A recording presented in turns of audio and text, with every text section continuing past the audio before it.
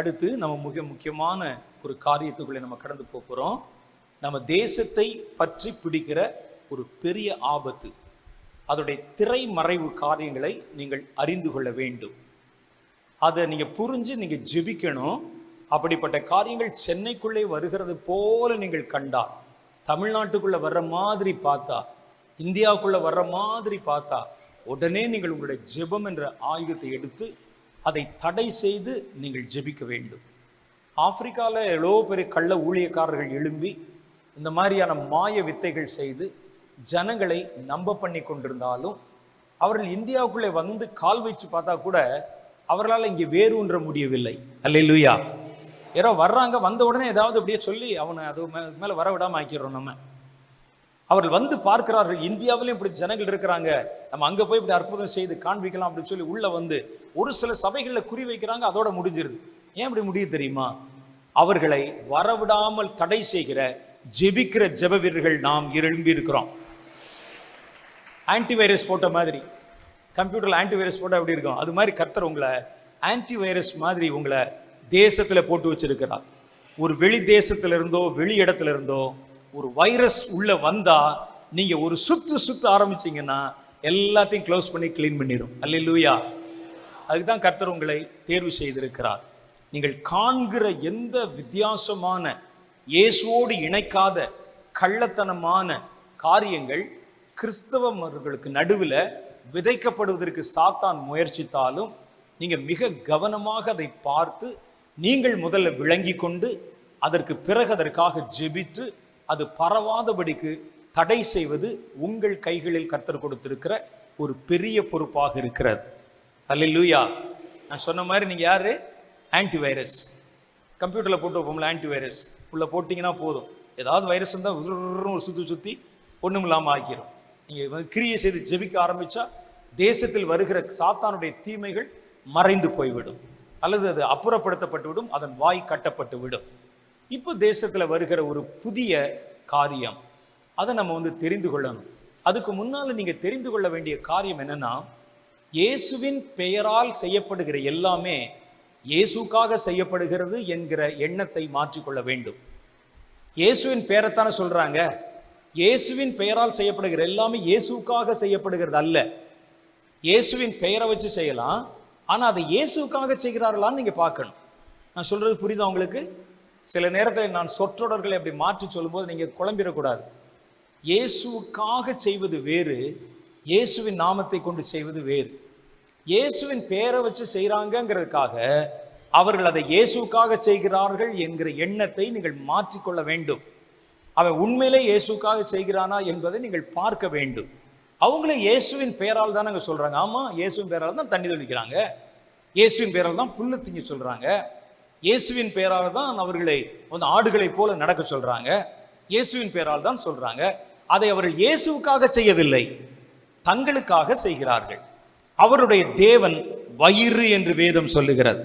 ஒரு ஊழியக்காரர்ல ஒரு குரூப்பை பார்த்து சொல்றார் ஆண்டவர், அவர்களுடைய தேவன் வயிறு. அவன் செய்கிற ஊழியம் வயிற்றுக்காக செய்கிற ஊழியம், பிழைப்புக்காக செய்கிறார்கள்.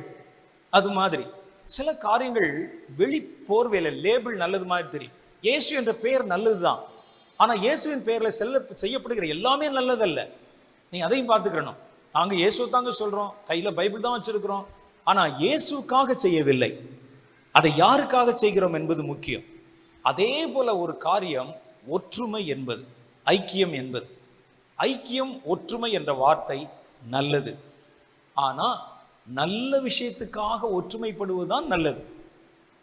ஒற்றுமை என்பதுல ரெண்டுமே இருக்குது. நல்லவர்கள் கூடிக்கொள்ளுகிறதும் இருக்கிறது, கெட்டவர்கள் கூடிக்கொள்ளுகிறதும் இருக்கிறது. அது பேர் ஒற்றுமை தானே. நாங்க பாருங்க, எத்தனை கட்சிகள் ஒற்றுமையா இருந்து தேசத்தை கூறு போட்டு வித்து கொண்டு, ஒற்றுமை தான் அதுவும். நாங்க எத்தனை கட்சிகள் அலையன்ஸ்ல ஒன்னா சேர்ந்து இருக்கிறோம், ஒற்றுமை தான். ஒற்றுமை என்ற உடனே அது நல்லது என்று நீங்கள் நினைச்சிடக்கூடாது. எதற்கு அந்த ஒற்றுமை? நோக்கம் என்ன? இயேசுன்னு சொன்ன உடனே எதற்கு அந்த இயேசு? அவர் இயேசுக்காக அந்த காரியத்தை செய்யறோமா, இயேசுவின் பெயரை கொண்டு வேற எதுக்காவது செய்யறோமா? அப்ப இயேசுவின் பெயர் என்று சொன்ன உடனே நம்பிட்டு வாயை திறந்துடக்கூடாது. அதே மாதிரி இந்த ஒற்றுமை, ஐக்கியம் என்பதும் ரொம்ப கவனிக்கணும். எதற்காக அந்த ஐக்கியம்? ஐக்கியம் என்பது கர்த்தருடைய பிள்ளைகள் கர்த்தருக்குள்ளே கர்த்தருக்காக ஐக்கியம் கொள்வதும் இருக்கிறது. கர்த்தருக்குடைய பிள்ளைகள் என்ற போர்வையில கர்த்தரை விட்டு ஜனங்களை பிரிப்பதற்கு ஐக்கியம் கொள்வதும் இருக்கிறது. கர்த்தருக்கு விரோதமானவர்கள் கூட ஐக்கியம் கொள்ளுவார்கள். சங்கீத புஸ்தகம் 2வது அதிகாரம் 2வது வசனத்துல படிச்சு பாருங்க. அவர்கள் கர்த்தருக்கு விரோதமாக கூடிக்கொண்டு, அவர் அபிஷேகம் பண்ணினவருக்கு விரோதமாக கூடிக்கொண்டு, அப்படின்னா என்ன அர்த்தம்? அபிஷேகம் பண்ண தேவனுக்கு விரோதமா ஒரு பெரும் திரள் கூட்டம் கூடிக்கொண்டார்கள். அவங்களுக்குள்ள இருக்கிறது பேர் ஒற்றுமை தான். ஒன்னா சேர்ந்து இயேசுவை எதிர்ப்போம் ஐயா, ஒன்னா சேர்ந்து கிறிஸ்தவர்களை அடிப்போம் ஐயா, ஒன்னா சேர்ந்து சபைகளை உடைப்போம் ஐயா, ஒற்றுமை தான். ஆகவே ஒற்றுமை என்பது நல்லது. ஆனால் அந்த நல்லது எந்த விஷயத்தில் ஒற்றுமை என்பதை பொறுத்து இருக்கிறது. அது மாதிரி இன்னைக்கு ஒரு புதிய ஒரு சாத்தானுடைய தந்திரம் தேசத்தை நோக்கி புறப்பட ஆரம்பித்திருக்கிறது. அதனால நீங்க நல்லா மனசுல வச்சுக்கிற வேண்டிய காரியம் என்னன்னா, நாம் அறிந்து கொண்ட விதத்திலே இயேசுவை கொண்டு செய்யப்படுகிற எல்லாம் இயேசுக்காக செய்யப்படுவது அல்ல. இயேசுக்காக செய்யப்படுவது தான் இயேசுவை மகிமைப்படுத்துவது. அல்லேலூயா. ஆராதனை இயேசுவின் பெயரால் செய்யப்படும், ஆனால் அது இயேசுக்காக செய்யப்படுதுதான் நீங்க பார்க்கணும். சபை இயேசுவின் பெயரால் நடத்தப்படும், ஆனால் அந்த சபை இயேசுக்காக நடத்தப்படுகிறதான்னு பார்க்கணும். ஊழியக்காரன் இயேசுவின் பெயரை சொல்லுவான், அவன் இயேசுக்காக அதை சொல்லுகிறானா என்று பார்க்க வேண்டும். அப்ப இயேசுவின் பெயர் என்று பார்த்தவுடன் நீங்க அதை உடனே நம்பிக்கொண்டு உள்ளே போயிடக்கூடாது. அது இயேசுக்காக செயல்படுகிறதானா என்பதை நீங்கள் தெளிவாக தெரிந்து கொள்ளணும். இப்போ இந்த கடைசி நாட்களில் தீவிரமாக வருகிற ஒரு தீமை ஒரு போலி ஒற்றுமை, போலி ஐக்கியம். இந்த ஐக்கியம் நான் இப்ப சொல்ல போற இனிமேல் சொல்ல போற விஷயம் தான். நீங்க ரொம்ப கருத்தா கவனிக்கணும். இதை நான் என் அனுமானத்தில் சொல்லல, நானே சில காரியங்களை நேரா பார்த்ததுனால சொல்லுகிறேன். நான் சாட்சி, நான் பார்த்திருக்கிறேன். அந்த ஆட்களை அவர்களோட பேசியிருக்கிறேன், அவங்க என்கிட்ட பேசி இருக்கிறாங்க. நான் கண்டதும் பார்த்ததுமான காரியங்களை கர்த்தருடைய வாசனத்தின் அடிப்படையில் வருகிற ஆபத்தை குறித்து சொல்லி உங்களை நான் எச்சரிக்க விரும்புகிறேன். வேதத்தில் நீங்க நல்லா படிச்சு பார்த்தீங்கன்னா, தானியேல் தீர்க்கதரிசியின் புஸ்தகம் 11வது அதிகாரத்திலும் 1 தெசலோனிக்கேயர் புஸ்தகம் 2வது அதிகாரம் 3லிருந்து 8வது வரைக்கும் உண்டான வசனங்களிலும் ஒரு சம்பவம் நமக்கு ஒரு நபரை பற்றி சொல்லப்பட்டிருக்கும். அது யாருன்னா, உலகத்தை ஆளுகை செய்ய போகிற ஒரு உலக சர்வாதிகாரி.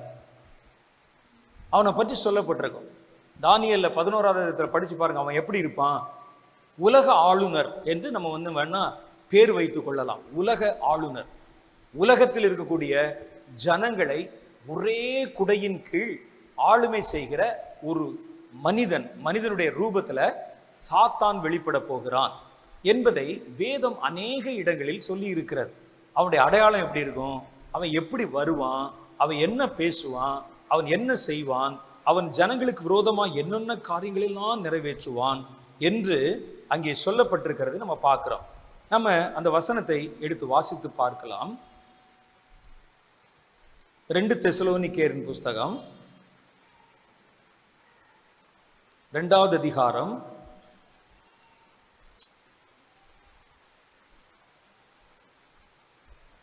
3வது வசனத்திலிருந்து அவர் சொல்றாரு பாருங்க. சபைக்கு அந்த காலத்திலே சொல்லிட்டாங்க, உலக ஆளுநர் ஒருவன் வரப்போகிறான் என்பதை வேதம் முன்னறிவித்திருக்கிறது. அவர் சொல்றாரு 3வது வசனத்துல, எவ்விதத்தினாலாவது ஒருவனும் உங்களை மோசம் போக்காதபடி எச்சரிக்கையாயிருங்கள்.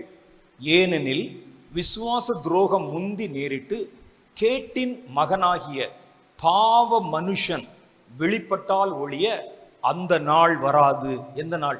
இயேசு வரக்கூடிய வருகை நாள் வராது அப்படின்னு சொல்றாங்க. ஏன்னா அதுக்கு முன்னாலே இந்த இயேசு வந்த போறாரு, நாளைக்கு வந்துடுறாரு அப்படின்னு சொன்னா நம்பாத. அதுக்கு ஒரு அடையாளம் இருக்கு. விசுவாச துரோகம் முந்தி ஏற்பட்டு கேட்டின் மகனாகிய பாவ மனுஷன் தன்னை வெளிப்படுத்துகிற வரைக்கும் அந்த நாள் வராது.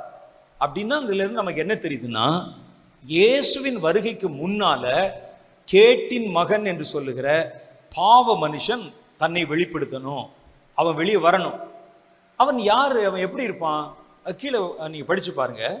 அவன் எதிர்த்து நிற்கிறவனாகவும் தேவன் எனப்படுவது எதுவோ ஆராதிக்கப்படுவது எதுவோ அவைகள் எல்லாவற்றுக்கும் மேலாக தன்னை உயர்த்துகிறவனாயும் தேவனுடைய ஆலயத்தில் தேவன் போல உட்கார்ந்து தன்னைத்தான் தேவன் என்றும் காண்பிக்கிறவனாக இருப்பான். இந்த பாவ மனுஷன், கேட்டின் மகன் என்று சொல்லுகிற ஆளு, அவன் வரணும். எப்போ வருவான்? அவன் வர்ற வரைக்கும் இயேசுவின் வருகையின் நாள் வராது. இயேசுவின் வருகை வருவதற்கு முன்னால இந்த மனுஷனுடைய வருகை இருக்கும் என்று சொல்லப்பட்டிருக்கிறது. அவன் எப்படிங்க இருப்பான்? அவனுடைய தோற்றம் என்னன்னா, எதிர்க்கிறவனா இருப்பான். எல்லா மனிதர்களை, மனித சமுதாயத்தை, ஜனங்களை எதிர்த்து நிற்கிறவனாக இருப்பான். அது மாத்திரம் இல்லை, இன்னொரு அடையாளம் இருக்கு அவனுக்கு. அவன் என்ன செய்வான்னா, ஆராதிக்கப்படுவது எதுவோ, தேவன் எனப்படுவது எதுவோ. இந்த இடத்துல நீங்க நல்லா படிச்சு பார்க்கணும். அவங்க என்ன சொல்றாங்கன்னா, தேவனுக்கு மேலாக அல்ல, ஆராதிக்கப்படுகிற ஆண்டவருக்கு மேலாக மாத்திரம் அல்ல. அவன் என்ன செய்வான, தேவன் என்று ஜனங்கள் நம்புகிற எல்லாம், இந்துக்களின் தேவன், இந்துக்களுடைய தேவர்கள், இஸ்லாமியர்கள் ஆராதிக்கிற தேவர்கள், பௌத்த மதத்தில் ஆராதிக்கிற தேவர்கள், தேவர்கள் என்று யார் யாரெல்லாம் ஆராதிக்கிறீங்களோ அவைகள் எல்லாவற்றுக்கும் மேலாக நான் தான் கடவுள் என்று சொல்ற ஒரு ஆள் வருவான். வேற யாரும் இல்லை. இது கர்த்தரை மாத்திரம் இல்லை, பிதாவை மாத்திரம் மறுதலிக்கிறவன் அல்ல. வேற எந்த மதத்துல தேவன் எனப்படுவது எதுவோ அப்படின்னா என்ன, அந்த வார்த்தைக்குள்ள என்ன அடங்கியிருக்கு பாருங்க. எல்லாத்தையுமே, எல்லா மதத்திற்கு மேல தன்னை உயர்த்தி நான் தான் கடவுள். ஆராதிக்கப்படுவது எதுவோ, எதெல்லாம் ஆராதிக்கப்படுகிறது ஒவ்வொரு இடத்துல. சில இடத்துல சிலைகள் ஆராதிக்கப்படுகின்றன, சில இடத்துல மனிதர்கள் ஆராதிக்கப்படுறாங்க, சில இடத்துல தேவன் ஆராதிக்கப்படுகிறார், உண்மையான தேவன் ஆவியோடு உண்மையோடும். சில இடத்துல கல்லு, மண்ணு, மரம், ஆறு, மிருகங்கள், மாடு, ஆடு எல்லாமே ஆராதிக்கப்படுது. இந்த ஆராதிக்கப்படுகிறது எதுவோ, ஆராதிக்கப்படுகிறதுன்னு நீங்க எதை சொல்றீங்களோ உலகத்துல, அது எல்லாவற்றுக்கும் மேல தன்னை உயர்த்துகிறவனாகவும் தேவனுடைய ஆலயத்துல, தேவாலயத்துல, எருசலேமில் இருக்கிற கர்த்தருடைய தேவாலயத்துல தன்னை உயர்த்தி தேவன் போல அமர்ந்து கொள்ளுகிறவனாகவும் அவன் தன்னை காண்பிப்பான். இதுதான் அடையாளம் அந்த ஆளுக்கு, வரக்கூடிய ஆளு. தானியேல் புஸ்தகத்தில் இங்க படிச்சு அவன் இருப்பான். நான் உங்களிடத்தில் இருந்த போது இவைகளை சொன்னது உங்களுக்கு ஞாபகம் இல்லையா அப்படின்னு கேட்கிறார். அப்ப பவுல் அவருடைய காலத்துல சபைக்கு இதெல்லாம் பற்றி சொல்லி எச்சரித்து வச்சிருக்கிறார். ஆனா அவன் வர வேண்டிய நேரத்துல இப்ப இருக்கிற நாங்கள் இதை உங்களுக்கு காண்பிக்க தவறிவிட்டோம். எப்ப சொல்லணுமோ அப்ப சொல்லல, ஆனா அதுக்கு முன்னாலேயே சபைக்கு சொல்லி ஆயத்தப்படுத்தி இருக்கிறாங்க. ஆனா அப்போ விட இப்போதான் இதனுடைய தேவை அதிகம். ஏனென்றால் வரப்போகிற கேட்டின் மகன் பாவ மனுஷன் நாம வாழ்கிற இந்த காலத்திலோ அல்லது வெகு சீக்கிரத்திலோ தன்னை வெளிப்படுத்த போகிறான். அவன் எல்லாவற்றுக்கு மேல தன்னை உயர்த்துகிறவனாக இருப்பான். அவன் தன் காலத்திலே வெளிப்படுத்தும்படி இப்பொழுது அவனை தடை செய்திருக்கிறது இன்னது என்று நீங்கள் அறிந்திருக்கிறீர்களே என்று சொல்லி அவர் கீழே சொல்றார். 11வது அதிகாரம் தானியேல் புஸ்தகத்துல இவனை வேறொரு ரீதியிலே காண்பிக்கிறாங்க. இவர் அங்கே தெசலோனிக்கேயர்ல காமிக்கும் போது என்ன காமிச்சாருன்னா, ஆராதிக்கப்படுகிறது எதுவோ, தேவன் எனப்படுகிறது எதுவோ, தேவாலயம் என்று சொல்லி அவர் ஆராதிக்கக்கூடிய கடவுள் என்று சொல்லப்படுகிற காரியத்தின் மேலெல்லாம் தன்னை அவன் உயர்த்தி, என்னை தாங்க எல்லாரும் ஆராதிக்கணும் என்று அவன் சொல்லுவான் அப்படின்னு சொன்னாங்க. ஆனா இந்த ஆளு அது மாத்திரம் செய்யல, இன்னொன்னு செய்ய போறான். அந்த 11வது அதிகாரத்தை நீங்கள் வாசித்து பார்த்தால் அவன் ராஜா என்று சொல்லி எழுதப்பட்டிருக்கிறது. அவன் என்ன செய்வானா, அவன் தேசங்கள் முழுவதையும் பிடித்து அரசியல் முழுவதையும் ஒன்றாக்கி தானே அதன் மேலே அரசாளுமை செய்வான். அவன் கொடுங்கோல் சர்வாதிகாரியாக இருப்பான். ஒரு தேசத்தின் அதிபதி அல்ல, அவன் உலகம் முழுவதையும் தன்னுடைய ஆளுமையின் கீழ் கொண்டு வந்து விடுவான். அவன் எப்படிப்பட்டவனாய் இருப்பான்? அதுல அவர் சொல்றாரு பாருங்க, 36வது வசனத்துல சொல்றான், ராஜா, அந்த மாதிரி வரப்போகிற உலக ராஜா, உலகத்தின் ஒரே ஆளுநர் ராஜா தனக்கு இஷ்டமானபடியெல்லாம் செய்து தன்னை உயர்த்தி எந்த தேவனிலும் தன்னை பெரியவனாக்கி தேவாதி தேவனுக்கு விரோதமாய் ஆச்சரியமான காரியங்களை பேசுவான். அவன் பேசுறதெல்லாம் லாஜிக்கா இருக்கும், அவன் பேசுறதெல்லாம் சயின்டிபிக்கா இருக்கும், அவன் பேசுறதெல்லாம் ஏற்றுக்கொள்ளக்கூடியதா இருக்கும், புத்திசாலித்தனமா இருக்கும். ஆச்சரியம், ஓ இதெல்லாம் அப்படி இருக்கா அப்படின்னு நீங்க ஆச்சரியப்படுற மாதிரி இருக்கும். ஆனால் அவன் தேவனுடையவன் அல்ல. ராஜா தனக்கு இஷ்டமானபடி செய்து தன்னை உயர்த்தி எந்த தேவனிலும். இதைத்தான் அவர் அங்க சொல்லுகிறார். தேவன் எனப்படுவது எதுவோ, ஆராதிக்கப்படுவது எதுவோ, அவைகளுக்கு எல்லாவற்றுக்கும் மேலே அவன் தன்னை உயர்த்தி என்று சொல்றாங்க. இவன் எந்த தேவனிலும் தன்னை பெரியவனாக்கி தேவாதி தேவனுக்கு விரோதமா, கடவுளுக்கு விரோதமா ஆச்சரியமான காரியங்களை பேசுவான். கோபம் தீரு மட்டும், கர்த்தருடைய கோபம், இந்த பூமியின் மேல இருக்கிற கோபம் அவருக்கு தீரு மட்டும் நிர்ணயிக்கப்பட்டது. அவனுக்கு எல்லாம் கைகூடி வரும். அவனுக்கு அதிகாரம் கொடுத்துருவாங்க. அந்த ஆளுநர் என்ன செய்தாலும் அவனுக்கு கைகூடி வருமா. இந்த நாட்டை பிடிக்கணும்னு சொன்னா கைகூடி வந்துடும். கர்த்தருடைய கோபம் உலகத்தின் மேலிருந்து திரும்புகிற வரைக்கும் அவனுக்கு சொல்றதெல்லாம் கைகூடி வரும். நிர்ணயிக்கப்பட்டது நடந்தேறும். தானியேல் மகாபெரிய தீர்க்கதரிசி. இயேசு பிறக்கிறதுக்கு முன்னாலேயே இயேசுடைய வருகை பற்றி பேசினாலும் பெரிய தீர்க்கதரிசி சொல்றாரு பாருங்க. அவனுடைய குணம் எப்படி இருக்கும்? அவன் தன் பிதாக்களின் தேவர்களை மதியாமலும், தன்னுடைய இதுக்கு முன்னால பாரம்பரியமா கடவுள் என்று சொல்லப்பட்ட கடவுளர்கள், ஆராதனை முறைகள், கோயில்கள் இவைகளெல்லாம் மதியாமலும், ஸ்திரீகளின் சிநேகிதத்தையும் எந்த தேவனையும் மதியாமலும் எல்லாவற்றுக்கும் தன்னை பெரியவனாக்கி, ஸ்திரீகளின் சிநேகிதத்தை மதியாதவன். பெண்களை அவனுக்கு பிடிக்காது. பெண்களோடு அவன் நட்பு பாராட்ட மாட்டான். அவர்களை கொல்லவும் அழிக்கவும் விரும்புவான். ஏன் தெரியுமா? வேதத்தில் போட்டிருக்கு. ஏதேன் தோட்டத்தில் கர்த்தர் சபித்த போது சாத்தானை பார்த்து ஆண்டவர் சொன்னார், உனக்கும் ஸ்திரீக்கும், உன் வித்துக்கும் அவள் வித்துக்கும் பகையை உண்டு பண்ணுவேன். சாத்தானை பார்த்து ஆண்டவர் சொன்னார், உனக்கும் ஸ்திரீக்கும். ஆண்கள் எல்லாம் அதுல வரல. பெண்களை பார்த்து சொல்ல, உனக்கும் பெண்ணுக்கும் தாயா பகை, ஓ வித்து. அது இயேசுவை குறிக்கிறது. இயேசுவுக்கும் உனக்கும் பகை. ஆதாம் அப்படியே வந்து ஆப்பிள் மிச்சம் இருக்கிற ஆப்பிளை சாப்பிட்டு அப்படியே கேட்குறான். அப்புறம் சொல்லுங்க, தீர்ப்பு வாசிங்க. தீர்ப்பு ஆண்டவர் சொல்ல, உனக்கும் ஸ்திரீக்கும். ஆகவே தான் சொல்லுகிறேன், என் அருமையான சகோதரிகளே, நீங்க தான் ரொம்ப கவனமா இருக்கணும். வாலிப பிள்ளைகள் நீங்க தான் கவனமா இருக்கணும். நேரடி பகை. அதுக்காக ஆண்களை அவன் சும்மா கொஞ்சம் கொண்டிருக்க மாட்டான். ஆனா நேரடி பகை பெண்கள் மேல் இருக்கிறதாக கர்த்தருடைய வேதம் சொல்லுது. ஆகவே இவன் அந்த பெண்கள் மேல அவனுக்கு ஒரு வெறுப்பு. அதனால அவன் ஸ்திரீகளின் சிநேகிதத்தை மதியாதவனாக இருப்பான். பெண்களை எப்படி கொல்லுவது, அழிப்பது, அதுதான் அவனுடைய நோக்கமா இருக்கும். ஆகவே அவன் ஒரு ஓரின சேர்க்கை பிரியனாய் இருப்பான் என்று வேத பண்டிதர்கள் சொல்றாங்க. அவன் வர்றதுக்கு முன்னால் அவனை சப்போர்ட் பண்றதுக்காக தான் இப்பவே ஓரின சேர்க்கை கலாச்சாரம் உலகம் முழுவதும் பரவலாக்கப்பட்டு கொண்டு வருகிறது. அவன் வந்து அவனே முழுசும் அந்த மாதிரி ஓரின சேர்க்கை பாவத்துல இருக்கிறதுனால, அவன் பெண்களை விரும்பாமலும் மதியாமலும் இருக்கிறதுனால ஒரு கூட்டம் பேர் அவனை சப்போர்ட் பண்ணுவாங்க. இப்பவே வந்துருச்சு பாருங்க, சட்டம் போட்டாச்சு பல தேசங்கள்ல. ஓரின சேர்க்கை பாவம் இல்லை. இந்தியால கூட ஒண்ணு போய் கள்ளக்காதல் பாவம் இல்லை. ஒரு கணவனில் இருந்து அடுத்த ஒரு ஆளை பார்த்து இழுத்து கொண்டு ஓடினால் தப்பு இல்லைன்னு நீதிமன்றமே தீர்ப்பு வழங்கி இருக்கிறார். இப்ப பல தேசங்கள் இந்த பாவங்கள் வருவதற்கு காரணம், இந்த பாவத்தை நம்புகிற, பாவத்தை ஆசிக்கிற ஒரு தலைவன் உலக தலைவனாக வரப்போகிறான். அதனுடைய அடையாளம் தான் அதெல்லாம். ஸ்திரீகளின் சிநேகிதத்தை மதியாமலும், எந்த தேவனை அறியாமலும், எல்லாவற்றுக்கு மேலே தன்னை பெரியவனாக்கி, அரண்களின் தேவனை தன் ஸ்தானத்திலே கனம் பண்ணி, தன் பிதாக்கள் அறியாத ஒரு தேவனை பொன்னினாலும் வெள்ளியினாலும் ரத்தினங்களினாலும் உசிதமான வஸ்துக்களினாலும் கனம் பண்ணுவான்.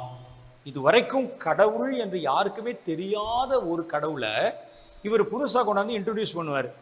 பண்ணி அதுக்கு ஒரு செலவு வச்சு இதைத்தான் நீங்கள் ஆராதிக்க வேண்டும் என்று சொல்லி ஜனங்களை நிர்பந்தம் பண்ணுவான்.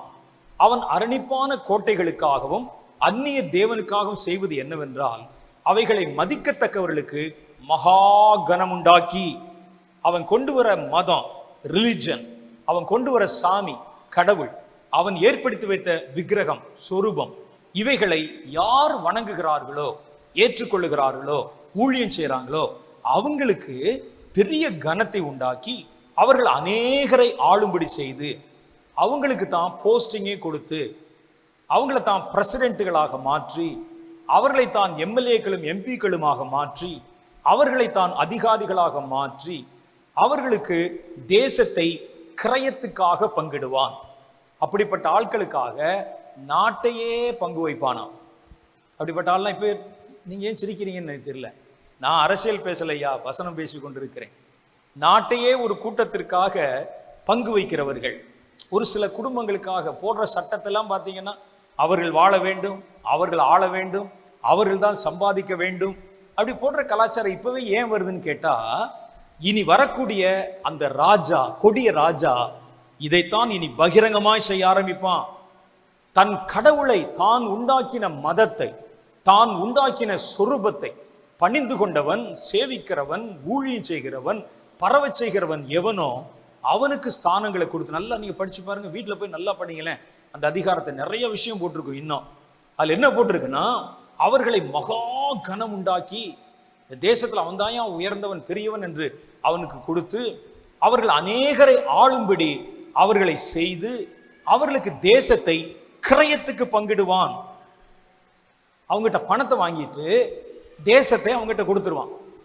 நீங்க எவ்வளவு நாள் சம்பாரிச்சுக்குங்க, எவ்வளவு நாள் வரி போடுங்க, ஆனா எனக்கு ஒரு ஷேர் கொடுத்துருங்க என்று பங்கிடுவான் என்று வேதத்தில் அவனுடைய குணாதிசயத்தை பற்றி சொல்லுகிறது.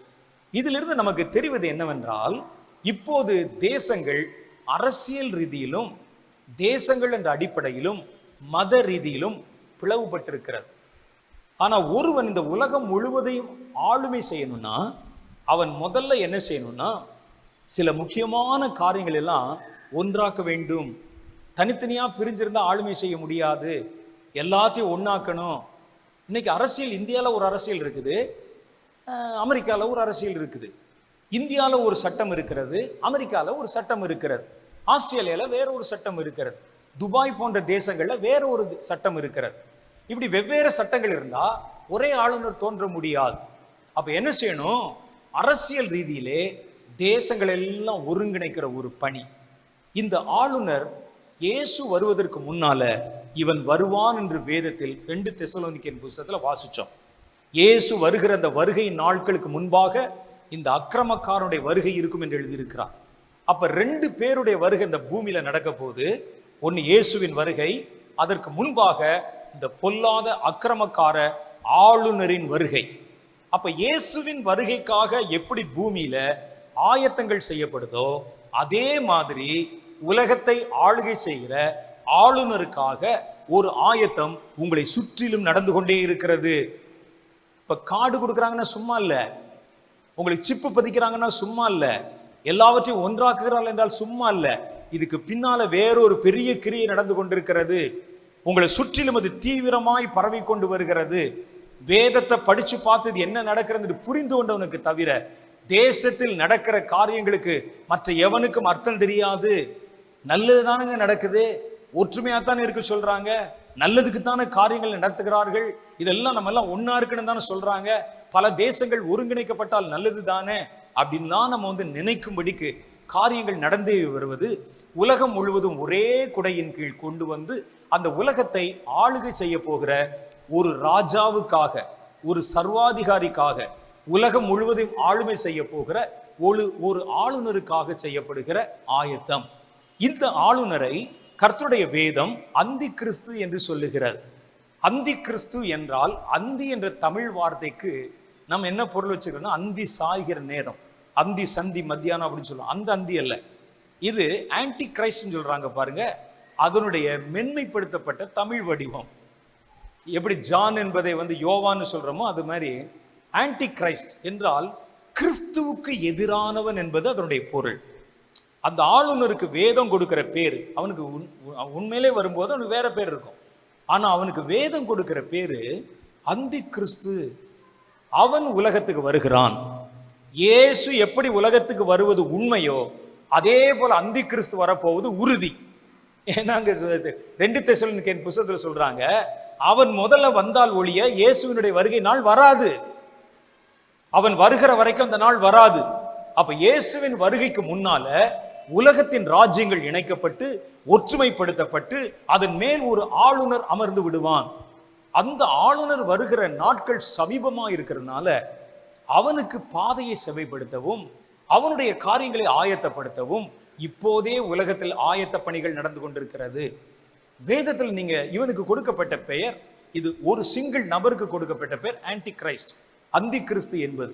வேதத்தில் நீங்க நல்லா படிச்சு பாருங்க. 1 யோவானுடைய புஸ்தகம் 2வது அதிகாரம் 18வது வசனத்துல படிச்சீங்கன்னா ஒரு வசனத்துல 2 வார்த்தைகள் பயன்படுத்தி இருப்பாங்க. 1 யோவானுடைய புஸ்தகம் 2வது அதிகாரம் 18வது வசனம். அதுல 2 வார்த்தை பயன்படுத்தியிருப்பாங்க. நல்ல நுணுக்கமா கவனிச்சாதான் புரியும். சொல்ல, பிள்ளைகளே, இது கடைசி காலமாய் இருக்கிறது, அந்தி கிறிஸ்து வருவான் என்று நீங்கள் கேள்விப்பட்டபடியே இப்பொழுதும் அநேக அந்தி கிறிஸ்துக்கள் இருக்கிறார்கள். மறுபடியும் படிச்சு பாருங்க. அந்தி கிறிஸ்து வருவான் என்று நீங்கள் கேள்விப்பட்டபடியே இப்பொழுதும் அநேக அந்தி கிறிஸ்துக்கள் இருக்கிறார்கள். ஒரே வார்த்தை 2 விதமா பயன்படுத்தப்பட்டிருக்கிற பாக்குறீங்க. ஒண்ணு, வருவான் என்று நீங்கள் கேள்வி, அப்ப சபைக்கு சொல்லி கொடுத்துருக்கிறாங்க. நாங்க தான் உங்களுக்கு சொல்லி கொடுக்கல. நாங்க உங்களுக்கு காணிக்கை சொல்லி கொடுத்துருக்கிறோம், ஆட சொல்லி கொடுத்துருக்கிறோம், உங்களை பாட சொல்லி கொடுத்துருக்கோம், விழ சொல்லி கொடுத்துருக்கிறோம், ஜெபிக்க கூட சொல்லி கொடுத்துருக்கிறோம். ஆனா முதல் நூற்றாண்டு சபையில வருகிற அந்தி கிறிஸ்துவை பற்றியும் சாத்தானுடைய தந்திரங்களை பற்றி சொல்லி கொடுத்திருக்கிறாங்க. சாத்தானுடைய தந்திரங்கள் நாம் அறியாதன அல்லவே என்று சொல்லுகிறார், கற்றுக் கொடுத்திருக்கிறாங்க. அதெல்லாம் இவர் சொல்றாரு பாருங்க, பிள்ளைகளே, இது கடைசி காலமா இருக்கிறது, அந்தி கிறிஸ்து வருகிறான் என்று நீங்கள் கேள்விப்பட்டபடியே இப்பொழுதும் அநேக அந்தி கிறிஸ்துக்கள் இருக்கிறார்கள். ஒரே வார்த்தை 2ஆ பயன்படும். அந்தி கிறிஸ்து என்று சிங்குலரிலும் அந்தி கிறிஸ்துக்கள் என்று புளூரலிலும் சொல்லப்பட்டிருக்கிறது. அந்தி கிறிஸ்து வருகிறான் என்று ஒரு ஆளை சொல்லுது, அப்படித்தானே போட்டிருக்கு. படிங்க. அந்தி கிறிஸ்து வருகிறான், சிங்கிள் பெர்சன், ஒரு ஆளு. இங்கே அந்தி கிறிஸ்துக்கள் இருக்கிறார்கள்.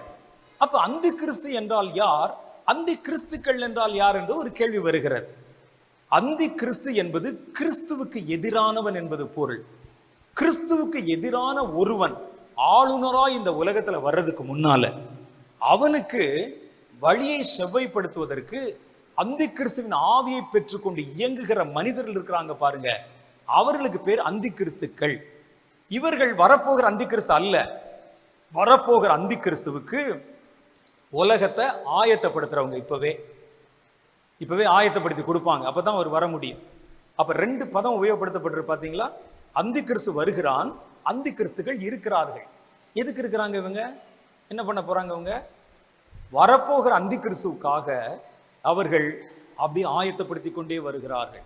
இந்த வசனத்தை வச்சு படிச்சு பார்த்தா நமக்கு ஒரு அதிர்ச்சி ஊட்டும் தகவல் என்ன தெரியுதுன்னா, இந்த அந்தி கிறிஸ்துக்கள் என்று சொல்லுகிறவர்கள் 2000 வருஷமாவே வேலை செஞ்சுட்டு இருக்கிறான், அப்படித்தானே? இப்பொழுதுன்னு சொல்லி அவர் என்னைக்கு சொன்னாரு? இப்ப நீங்க படிக்கும் போதா? அவர் எழுதும் போது அப்படித்தானே படிக்கணும். அப்பொழுது இருந்தே அந்தி கிறிஸ்துகள் இருக்கிறாங்க. சபை ஆரம்பித்த காலத்திலேயே அவர்களும் உள்ளே இறங்கி கிரையை செய்ய ஆரம்பிச்சிட்டாங்க. அப்ப அந்தி கிறிஸ்துக்களின் கிரியை உங்களை சுற்றிலும் நடந்து கொண்டிருக்கிறது. அது ஏதோ கடைசி காலத்துல 2000வது வருஷத்துக்கு பிறகு வர்றதில்ல, 2000 வருஷமாவே வந்துகிட்டு இருக்கிறது. உங்களை சுற்றிலும் அந்தி கிறிஸ்துவனுடைய கிரியை, அது நீங்க கவனிக்கணும், பார்க்கணும்.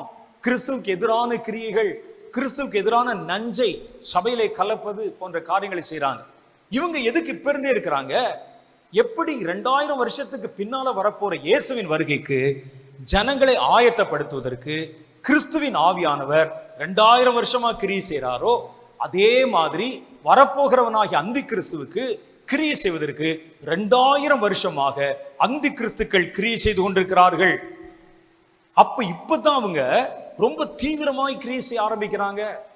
அவன் வரணும், இந்த உலகத்தை ஆளுமை செய்யணும், உலகத்தை பிடிக்கணும். அது ஒரே நாள்ல நடக்கிற விஷயம் அல்ல. அதற்காக கொஞ்சம் கொஞ்சமாய் சமுதாயத்திலும் அரசியலிலும் ஜனங்கள் நடுவிலும் காரியங்களை செய்றாங்க. அப்ப இந்த அந்தி கிறிஸ்து வர்றதுக்கு முன்னால அந்தி கிறிஸ்துகள் எங்கும் விரவி இருக்கிறார்கள். அரசியலில் இருக்கிறார்கள், சமுதாய தலைவர்களில் இருக்கிறார்கள், சபைகளில் இருக்கிறார்கள், மதங்களில் இருக்கிறாங்க. கிறிஸ்தவ மதத்துல மாத்திரம் இல்ல, எல்லா மதத்துக்குள்ளே இருக்கிறார்கள். மதவாதிகளாக, ஆன்மீகவாதிகளாக இருக்கிறார்கள், நாஸ்திகம் பேசுகிறவர்களிலே இருக்கிறார்கள். இந்த அந்தி கிறிஸ்துகள் எல்லா இடத்துல, வியாபாரிகளிலே இருக்கிறார்கள், சமுதாய அந்தஸ்தில் உள்ளவர்களிடத்தில் இருக்கிறார்கள், கலைஞர்களிடத்திலே இருக்கிறார்கள். இதெல்லாம் உள்ளுக்குள்ள இருந்து அவங்க அப்படியே ஜனங்களுடைய இருதயத்தை அவனுடைய வருகைக்காக ஆயத்தப்படுத்தி கொண்டே வருகிறார்கள். ஆன்டி கிரைஸ்ட், அந்தி கிறிஸ்துக்கள், இவர்கள் இப்பொழுதிருந்தே கிரியை செய்கிறாள். 2000 வருஷமா மெல்ல மெல்ல மெல்ல மெல்ல இந்த ஆளுமை செய்யறாங்க. இப்போ இவர்கள் இந்த கடைசி நாட்கள், இப்ப நம்ம வாழ்கிற காலத்துல நீங்கள் வாழும் பொழுதோ அல்லது அடுத்தோ கொஞ்சம் சீக்கிரத்திலோ வெகு சீக்கிரத்தில் அவனுடைய வருகை இருக்கும். அதற்குண்டான ஆயத்தங்கள் இப்போ ரொம்ப தீவிரமாய் நடந்து கொண்டிருக்கிறது. அரசியலிலும், சமுதாயத்திலும், வியாபாரத்திலும், சபைகளிலும், ஆன்மீகங்களிலும் எல்லாத்திலையும் தீவிரமா நடந்து கொண்டிருக்கிறது. அப்ப இந்த கரப்ஷன் என்பது பாருங்க, ஆன்மீகத்தை பொறுத்த அளவுல கிறிஸ்தவர்களுக்கு நடுவில் இத்தனை கள்ள வேலையாட்கள் எழும்பி உள்ள வந்து கிறிஸ்டியானிட்டியை கெடுக்கிறாங்கன்னு சொல்றீங்களே, கிறிஸ்டியானிட்டியை மாத்திரம் இல்லை, புத்த மதத்துக்குள்ளே இதே மாதிரி ஆட்கள் வந்துட்டாங்க, இந்து மதத்துக்குள்ளே இதே மாதிரி வந்துட்டாங்க. ஒரு காலத்திலே உண்மையிலே அவர்கள் கடவுள் என்று நம்பினதற்காக தன்னுடைய உயிரை கொடுத்து கூட சன்மார்க்கமாய் வாழ்ந்த பல துறவிகளை பற்றி நம்ம படிச்சிருக்கிறோம். ரிஷிகள், பெரிய பெரிய மகான்கள் மாதிரி இருந்து அவங்க வந்து உலகத்துல பற்றில்லாம இருந்து மதத்தை பிரச்சாரம் பண்ணவங்க இருக்கிறாங்க இந்தியாவில். ஆனா இப்ப அதே பேரை வைத்துக்கொண்டு எப்படி கிறிஸ்டியானிட்டிக்குள்ள கள்ள வேலைக்காரன் வந்திருக்கானோ அதே மாதிரி எல்லா மதத்துக்குள்ளும் கள்ள வேலையார்கள் இருக்கிறார்கள் என்பதை உங்களால் மறுக்க முடியாது. மறுக்க முடியுமா? கஞ்சா வித்தவன் சாமியார் ஆயிடுறான் திடீர்னு. ஜனங்கள் வருகிற ஜனங்களுக்கு எதையாவது கொடுத்து அவங்கள வழி மயக்கத்துக்குள்ளாக்கி ஆட விட்டு அது ஒரு ஆன்மீகம் என்று சொல்லுகிறவர்கள் வந்து விட்டார்கள். ஹிந்து மதத்துல வந்துட்டாங்க, இஸ்லாமியர்கள வந்துட்டாங்க, யூத மதத்துல வந்துட்டாங்க, பௌத்த மதத்துல வந்துட்டாங்க, இன்னும் தெரியாத எல்லா மதம் கிறிஸ்டியானிட்டிக்குள்ள வந்துட்டாங்க. ஒரு ஆன்மீகத்திலே வேறு விதமான கலாச்சாரத்தை உள்ளே புகுத்துகிற ஜனங்கள் எல்லா ஆன்மீகத்துக்குள்ளே நுழைஞ்சிட்டாங்க. கவனம், தான் கர்த்தருடைய வேதம் சொல்லுது. இந்த அந்தி கிறிஸ்துக்கள் அந்தி கிறிஸ்துவின் வருகைக்காக உலகத்தை ஆயத்தப்படுத்திட்டு இருக்கிறாங்க. யாரை நாம் அந்தி கிறிஸ்துக்கள் என்று சொல்லுகிறோம்? யாரை சொல்றோம்னு சொன்னா, அந்தி கிறிஸ்துவின் ஆவியை உடையவன், அந்தி கிறிஸ்துவின் ஆவினால் இயக்கப்படுகிறவன், அந்தி கிறிஸ்துவுக்காக வேலை செய்கிறவன், அவன் பேரு அந்தி கிறிஸ்துக்கள். பாருங்க, 1 யோவான் 4வது அதிகாரம் 3வது வசனத்துல சொல்லுது, மாம்சத்தில் வந்த இயேசு கிறிஸ்துவை அறிக்கை பண்ணாத எந்த ஆவியும் தேவனால் உண்டானதல்ல. வருமென்று நீங்கள் கேள்விப்பட்ட அந்தி கிறிஸ்துனுடைய ஆவியே ஆவி அதுவே, அது இப்பொழுதும் உலகத்தில் கிரியை செய்கிறது. அந்தி கிறிஸ்துகள் இன்னைக்கு நேத்து இல்ல, 2000 வருஷமா கிரியை செய்றாங்க. அந்தி கிறிஸ்துவின் ஆவி 2000 வருஷமா கிரியை செய்து இப்ப இவர்களுக்கு இந்த கடைசி நாட்கள்ல பகிரங்கமாய் அந்தி கிறிஸ்து என்ற ஒரு ஆள் வருவான். இவன் உலகம் முழுவதையும் ஆளுமை செய்ய போகிற உலக ஆளுநர், சர்வாதிகாரி, புது மதத்தை ஸ்தாபிக்க போகிறவன், ஜனங்கள் யாவரையும் சர்வாதிகாரமாய் ஆள போகிறவன், தனக்கு சேவகம் செய்கிற, தன்னுடைய கருத்துக்களை ஏற்றுக்கொள்ளுகிற, தன் மதத்தை பின்பற்றுகிறவர்களை உலகத்திலே உயர்த்தி வைத்து தேசங்களை அவர்களுக்கு பங்கிட்டு கொடுக்கிறவன். இந்த இந்தியாவை நீ ஆட்சி பண்ணு, இல்ல நீ இதை ஆட்சி பண்ணு, ஒரு மேல சொல்லி ஓவரால் ஒரு ஆள் இருப்பான் மேல. அப்படி ஒரு அந்தி கிறிஸ்து வர, நான் சொல்ற இது வரைக்கும் நல்லா புரியுதான்னு பாருங்க. இனிமே தான் நம்ம எங்க வர்றோம்னு சொல்ல போறேன். அப்படி ஒருவன் வரப்போகிறான். இதுதான் இன்னைக்கு காரியங்கள் வேகமாய் நடக்கிறது. அவன் இந்த முழு உலகத்தை பிடிக்க வேண்டுமானால், ஜனங்களை முழுவதும் தன் கட்டுப்பாட்டிற்குள் கொண்டு வர வேண்டுமானால், ஜனங்களை பெரிய அளவிலே கட்டுப்படுத்துகிற சில முக்கியமான விஷயங்கள் எல்லாம் தன் கட்டுப்பாட்டுக்குள்ளே கொண்டு வரணும். மனிதர்களை கட்டுப்படுத்துகிற 3 முக்கியமான விஷயங்களை நான் சொல்றேன். இது போல இன்னும் இருக்கு, அதெல்லாவற்றையும் தன் கட்டுப்பாட்டுக்குள்ளே கொண்டு வருவான். மனிதர்கள் தப்ப விடாமல் மனிதர்களை கட்டுப்பாட்டிலே வைத்திருக்கிற 3 விஷயங்கள். இந்த 3ஐயும் தன்னுடைய கட்டுப்பாட்டுக்குள்ளே கொண்டு வந்துட்டா ஆட்டோமேட்டிக்கா நாம் எல்லாம் அவனுடைய கண்ட்ரோலுக்குள்ள போயிடுவோம். அப்ப மனிதர்களை கட்டுப்படுத்துகிற பெருவாரியான மனிதர்களை தனக்கு உள்ளே அடக்கி வைத்திருக்கிற 3 மிக முக்கியமான விஷயங்கள் உலகத்துல என்னென்னு கேட்டா, 1 அரசியல். அரசியல் இல்லாத மனிதனை உங்களால பார்க்க முடியாது. அரசியல் என்றால் எலெக்ஷன்ல நாமினேட் பண்ணி எலெக்ஷன் நிக்கிறவன் அல்ல, ஓட்டு வாங்குறவன் அல்ல, ஓட்டு போடுறவனும் அரசியல்வாதி தானே. மக்களை வந்து ஆளுமை செய்கிறவனை தேர்ந்தெடுக்கிறவன் நம்ம அரசியல் இல்லையா? எங்களுக்கும் அரசியலுக்கு சம்பந்தம் இல்லை என்று உங்களால் இருக்க முடியுமா? அரசியலிலே எடுக்கப்படுகிற எந்த முடிவு உங்களையும் பாதிக்கிறது அல்லவா? அரசியலை விட்டு நாம் விலக வேண்டுமானால் காட்டுல போய் இங்க காட்டுவாசியா கண்காணாம இருக்கணும். நாம் எல்லாம் அரசியல் சட்டங்களுக்கு உட்பட்டவர்கள், அரசியல் சாசனங்களுக்கு உட்பட்டவர்கள், அவங்க சொல்ற சட்ட திட்டங்களுக்கு கீழ்ப்படிய வேண்டியவர்கள். அப்ப மனிதர்களை பெருவாரியாய் கட்டுப்படுத்தி இருக்கிற ஒரு பெரிய காரணி அரசியல். அப்ப உலகத்தில் இருக்கிற எல்லா அரசியலையும் தன் கட்டுப்பாட்டுக்குள் கொண்டு வந்து விட்டால் இவனுடைய கட்டுப்பாட்டுல எல்லா மனிதர்களும் உள்ளே வந்து விடுவார்கள். உண்மையா பொய்யா? எல்லா அரசியலையும் உள்ள கொண்டாந்தா நீங்க எல்லாம் அவன் கட்டுப்பாட்டுக்குள்ள போயிருவீங்க. அப்புறம் ஒரு சட்டம் போட்டு நீ அந்த சிப்பு பதிக்கலைன்னா உனக்கு ஒன்றும் கொடுக்க மாட்டேன்னு சொன்னா ஒன்றும் உங்களால் செய்ய முடியாது.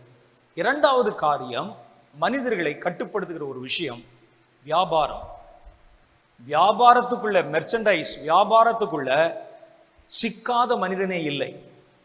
நீங்க சொல்லுவீங்க நாங்கெல்லாம் ஒன்றும் வியாபாரி இல்லையே. வியாபாரி இல்லை, வியாபாரத்தில் இருக்கிறீங்க நீங்க. வியாபாரம் என்பது விற்பதும் வாங்குவதும். ஒன்று விற்கிறவனா இருக்கணும் அல்லது வாங்குறவனா இருக்கணும்.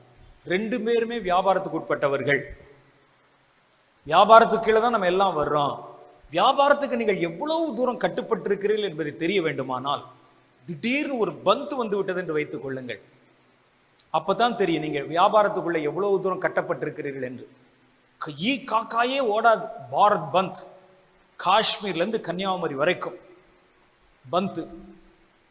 ஒன்றும் கிடைக்காது, பால் கிடைக்காது, பேப்பர் கிடைக்காது, ரேஷன்ல பொருள் கிடைக்காது, எல்லா கடையும் எந்த கடையும் இருக்காது. மூடிட்டு பாருங்களேன். வியாபாரிகள் மாத்திரம் பாதிக்கப்பட போறாங்க, வாங்குற நம்மெல்லாம் பாதிக்கப்படும். ஒரு நாள் முடிஞ்சிருன்னு பார்க்குறோம், இந்த பந்த் இன்னும் ஒரு வாரத்துக்கு நீட்டிக்கப்படுகிறது அப்படின்னு செய்தியில் சொல்றாரு. ஒரு வாரம் பந்த். அப்பதான் தெரியும் நீங்க எவ்வளவு தூரம் வியாபாரத்துக்குள்ளே சிக்கி இருக்கிறீர்கள் என்று. ஒரு பொருள் வாங்க கையில காசு இருக்கும், வாங்க முடியாது. அப்போ ஒரு மனிதன் ஒன்று விற்கிறவனா இருக்கணும் அல்லது வாங்குகிறவனா இருக்கணும். விற்குகிறவனும் வாங்குகிறவனும் வியாபாரத்துக்குள்ளே இருக்கிறான். நீ புரிஞ்சுக்கிறணும். ஒன்று கொடுக்கணும் இல்லை வாங்கணும், ரெண்டுமே சேர்ந்து பேர் தான் வியாபாரம். அப்ப இந்த வியாபாரத்தை தன்னுடைய கட்டுப்பாட்டுக்குள்ள, அதான் இன்னைக்கு வந்து ஜனங்கள் வந்து கத்திக்கிட்டு இருக்காங்க. கார்பரேட் ஏன் சொல்றாங்க தெரியுமா? கார்பரேட்டுகள் வியாபாரங்களை ஒரு குடையின் கீழ் கொண்டு வருகிற முயற்சியில் ஈடுபட்டு இருக்கிறாங்க. ஒரு குடையின் கீழே எல்லாத்தையும் வியாபார பொருளாய் மாற்ற. ஒரு காலத்துல தண்ணீரை நம்ம சாதாரணமாய் வந்து விலை கொடுக்காமல் வாங்கி பயன்படுத்தினோம். ஆனா இன்னைக்கு அதை உங்களை விலை கொடுத்து வாங்க வச்சு அதை ஒரு வியாபார பொருளாய் மாற்றி உங்களை வியாபார வலையில இறுக்கி பெருக்கி கொண்டே வர்றாங்க. இன்னும் கொஞ்ச நாள்ல பாருங்க, எல்லாம் நிலத்தடி தண்ணிக்கெல்லாம் மீட்டர் வச்சு நீங்க பயன்படுத்துற தண்ணிக்கெல்லாம் நீங்க பணம் கட்ட வேண்டிய ஒரு சூழ்நிலை வரும். ஏன்? இதெல்லாம் சேர்த்துட்டா உங்களை அப்படி கட்டுப்படுத்திடலாம். ஒருவேளை எங்களுக்கு பாரத் பந்துங்க ஒண்ணுமே கிடைக்கல, பச்சை தண்ணியை குடிச்சாவது பசி ஆத்திக்கிறோன்னு கூட உனக்கு சொல்ல முடியாது. இனிமே அதுக்கும் நீ காசு கட்டினா தான் மீட்டர்ல போட்டு வாங்க முடியும். வந்துடும். ஒவ்வொரு மாசமும் எப்படி வந்து கரண்ட் பில் வருதோ, கேஸுக்கு பில் வருதோ, சிலிண்டருக்கு பில், இன்டர்நெட்டுக்கு பில் வருதோ, தண்ணிக்கு பில் வரும். இனிமே நீங்க எத்தனை லிட்டர் எடுத்திருக்கீங்க, இவ்வளவு தண்ணி, குடி தண்ணி இவ்வளவு எடுத்திருக்கிறீங்க, நீங்க புழங்குறதுக்கு இவ்வளவு தண்ணி எடுத்திருக்கீங்க, இத்தனை குடம் எடுத்திருக்கிறீங்க, மாசம் இவ்வளவு கட்டி, இல்லாட்டா கனெக்ஷனை கட் பண்ணிடும்னு வருவான். இனி நிலத்தடியில் இருக்கக்கூடிய தண்ணீர் முழுவதும் வியாபாரமயமாக்கப்பட்டு பெரிய பெரிய கம்பெனிகளுக்கு போகுது, கார்பரேட் கம்பெனிகளுக்கு. பாருங்க, சிறு வியாபாரிகள் எல்லாம் ஒழிக்கப்பட்டு கொண்டே வருகிறார்கள். இதெல்லாம் தற்செயலா நடக்கிற விஷயம் இல்லை. இந்தியாவில் மாத்திரம் எல்லா நாட்டிலையும் ஒரு காலத்துல பிளாட்ஃபாரத்துல விற்கப்பட்ட கடைகள், வெளியே வந்து மளிகை கடைகள், இதெல்லாம் மாறி மால் கலாச்சாரங்கள் வருவது சும்மா இல்லை. அவைகள் எல்லாம் வியாபாரத்தை ஒருங்கிணைத்து கொண்டு பெரிய பெரிய முதலாளிகளுடைய கையில கொண்டு போறாங்க எல்லாத்தையும்.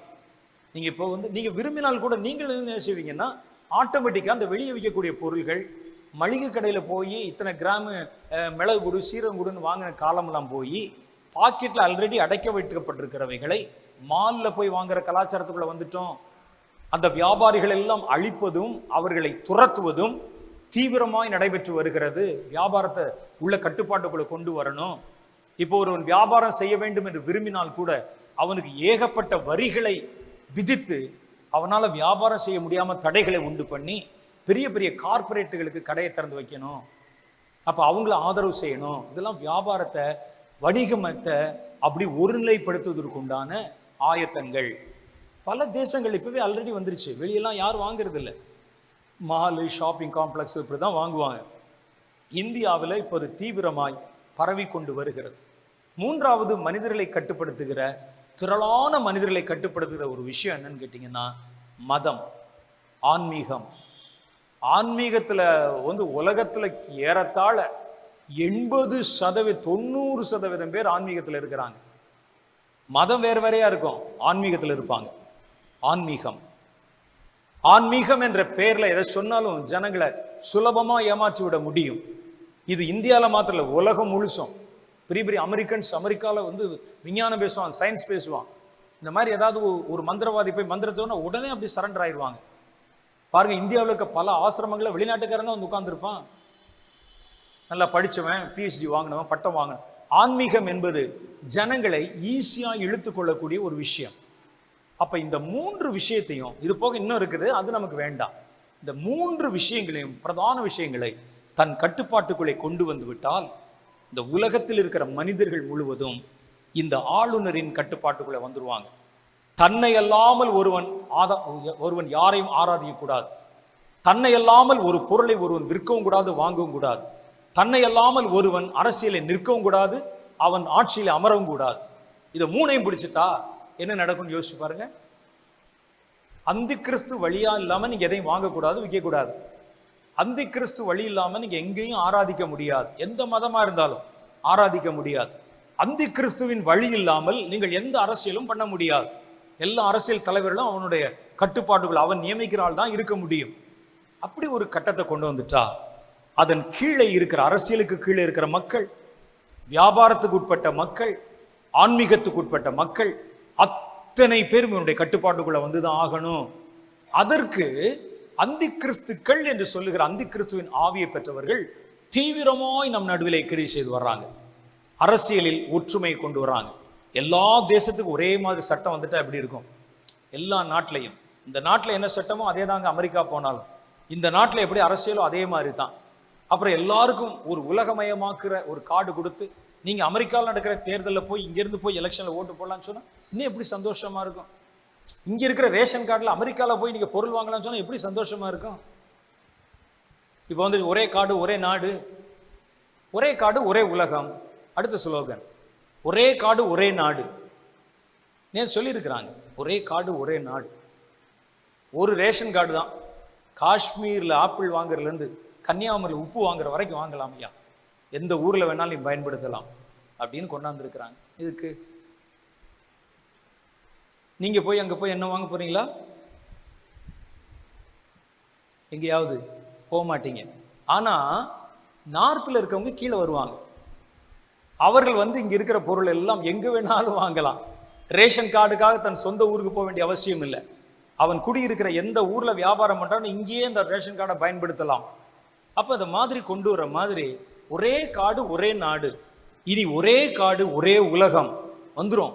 One world, one religion, one world, one politic, one world, one business வந்துடும்ல, வரப்போகுது. அதுதான் கர்த்தருடைய வேதம் சொல்லு.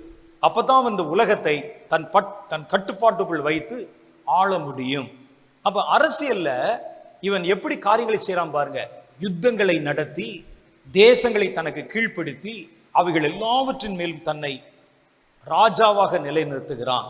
வெளிப்படுத்தின விசேஷம் 6வது அதிகாரம் 2வது வசனத்திலும், வெளிப்படுத்தின விசேஷம் 13வது அதிகாரம் 3, 4 ஆகிய வசனங்களிலும் அவன் ஆளுகிறவனாக புறப்பட்டு, ஜெயிக்கிறவனாக புறப்பட்டு, தேசங்களெல்லாம் பிடிச்சு தனக்கு இஷ்டமானவர்கள் கைகளிலே அதை ஒப்பு கொடுத்து அவர்களை ஆளுகிறவர்களை ஏற்படுத்தினான் என்பதாக வேதம் சொல்லுகிறது. இது அரசியல்ல. 2வது வந்து வியாபாரத்துல, வியாபாரம் முழுவதையும் தன்னுடைய உலக வியாபாரம் முழு கட்டுப்பாட்டுக்குள்ள கொண்டு வந்து அவர்கள் முழுவதையும் தன் வழியாகவே விற்கவும் வாங்கவும் வேண்டும் என்று செய்ய போகிறார்கள்.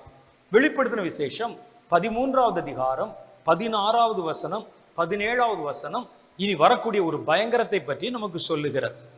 16வது வசனத்தில் சொல்லுது, அது என்று சொன்னால் மிருகம் என்று சொல்லுகிற அந்தி கிறிஸ்து. அந்த ஆளுநர் சிறியோர், பெரியோர், ஐஸ்வர்யவான்கள், தரித்திரர், சுயாதீனர், அடிமைகள் இவர்கள் யாவரும் தங்கள் தங்கள் வலது கைகளிலாவது நெற்றிகளிலாவது ஒரு முத்திரையை பெறும்படிக்கும், அந்த மிருகத்தின் முத்திரையாவது, அதன் நாமத்தையாவது, அதன் நாமத்தின் இலக்கத்தையாவது, நம்பரையாவது தரித்து கொள்ளுகிறவன் தவிர வேறு ஒருவனும் கொள்ளவும் விற்கவும் கூடாதபடி செய்தது. கொள்ளவும்னா வாங்கவும், கொள்ளவும் விற்கவும் கூடாதபடி செய்தது.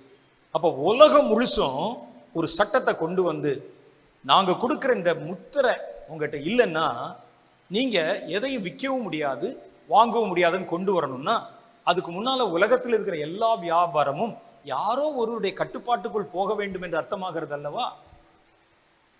எல்லா நாட்டிலையும் அதான் சட்டம், ஒரே மாதிரி சட்டம். இல்லாவிட்டால் இங்கே முத்திரை போட்டோம்னா நம்ம வந்து வேற நாட்டில் போயிருக்கலாமே. உலகம் முழுசும் அப்படின்னா உலக வியாபாரம் முழுவதையும் கட்டுப்படுத்துகிற ஒரு ஆளுமை வர வேண்டும். இதை பற்றி நம்ம வந்து விளக்கமா விலாவரியா நம்ம பார்க்க வேண்டியதில்லை. ஏன்னா நம்ம இன்னைக்கு பார்க்க போறது மிக முக்கியமானது மூன்றாவது காரியம். அதுதான் இப்ப ரொம்ப தீவிரமா வருது. வியாபாரத்தை ஒரு பக்கம், அது ஒரு பக்கம் நடந்து கொண்டிருக்கிறது. இப்பவே சிப்பு முறை, ஆதார் முறை, கார்டு முறை, பஸ் கார்டு, அந்த கார்டு இந்த கார்டுன்னு சொல்லி உள்ள சிப்பு வைத்து அப்புறம் அது கைக்குள்ள வந்து இதெல்லாம் உலக அளவில் எல்லாத்தையும் ஒன்றுபடுத்தி கொண்டு வந்துருவாங்க. அந்த முத்திரையை நீங்கள் வாங்கினால் அவனுடைய பிரஜை என்று அர்த்தமாகி விடுகிறது. அது இருந்தால் தான் நீங்க விற்க முடியும், வாங்க முடியும்.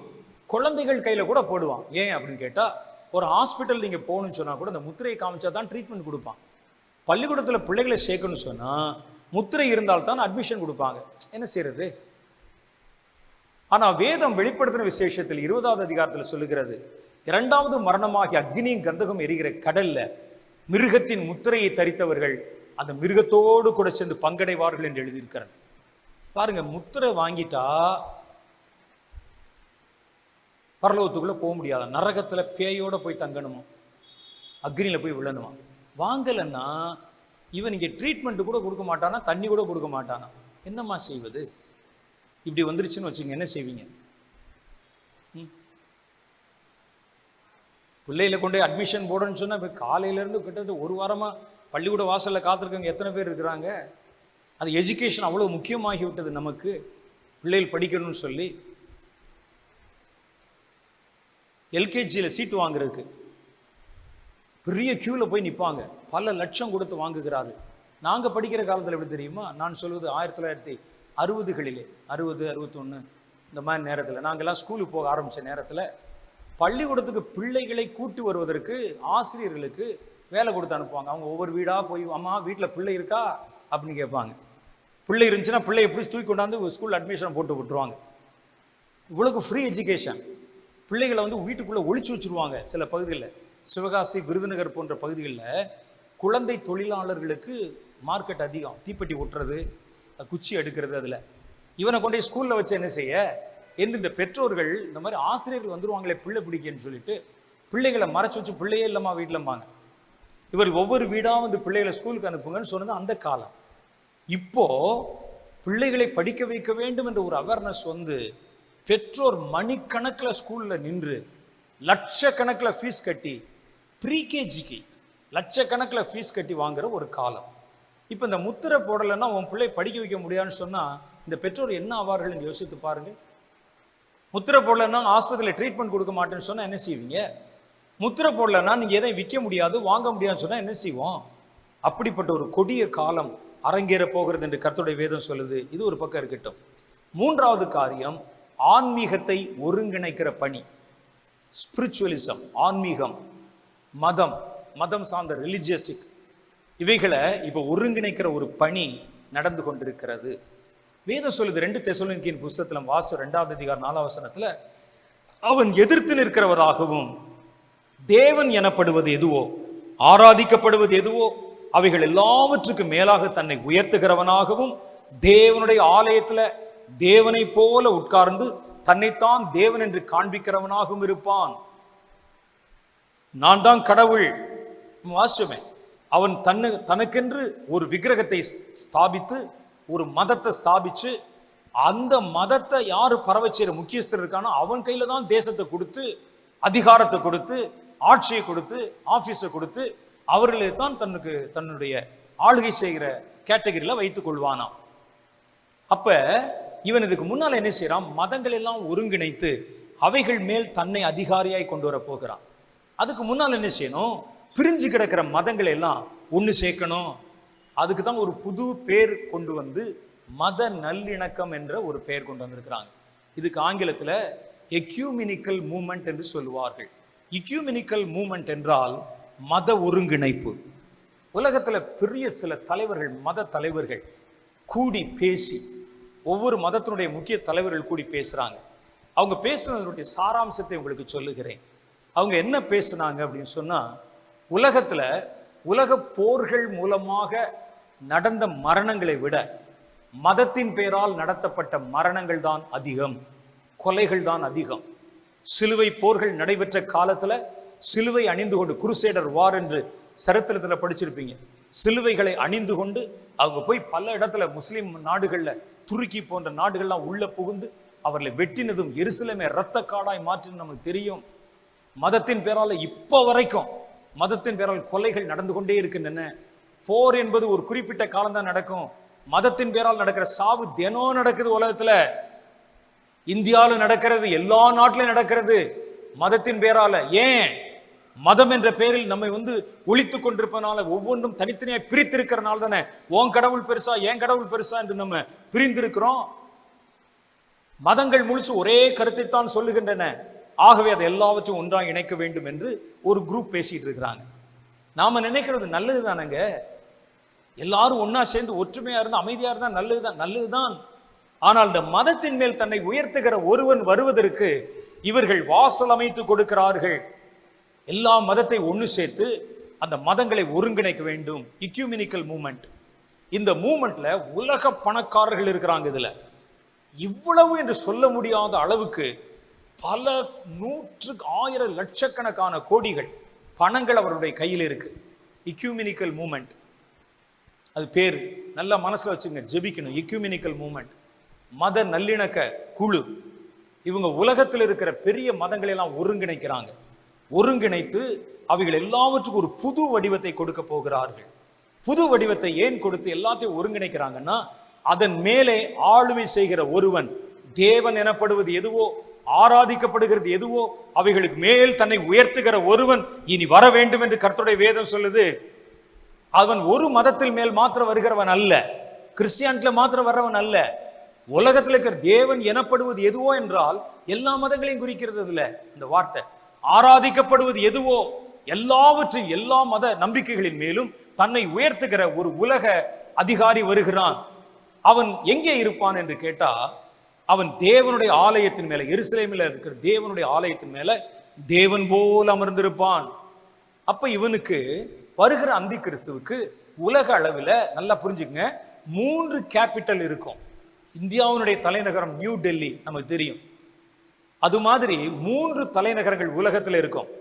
இவனுடைய அரசியலுக்கு ஒரு தலைநகரம், வியாபாரத்துக்கு ஒரு தலைநகரம், மதத்திற்கு ஒரு தலைநகரம். மதத்திற்கு அவன் ஏற்படுத்த போகிற தலைநகரம் எருசலேம்.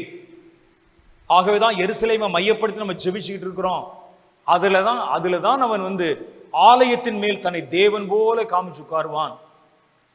அதுக்கு முன்னால இப்ப நடந்து கொண்டிருக்கிற காரியங்கள் மதத்தை ஒருங்கிணைத்து கொண்டிருக்கிறாங்க. மத நல்லிணக்கம் அதுல ஒருங்கிணைப்பதுல பெரிய பெரிய, இப்போ சமீபத்துல 2 வருஷத்துக்கு முன்னால பெரிய பெரிய மதங்கள் உலகத்துல இருக்கிறதுல பெரிய மெஜாரிட்டி மதங்கள் என்ன அப்படின்னு பார்த்தா 2 பெரிய மதங்கள் வருகிறது. ஒன்று கிறிஸ்தவ மதம் நம்பர் 1ல இருக்கு உலக அளவுல.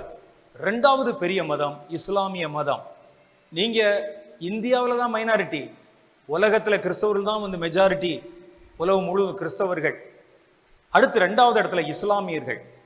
3வது இந்த 2 மதத்திற்கும் ஆணி வேறான அடிப்படையான பாரம்பரியமான ஒரு மதம் இருக்கிறது, ஜூடாயிசம், யூத மதம்.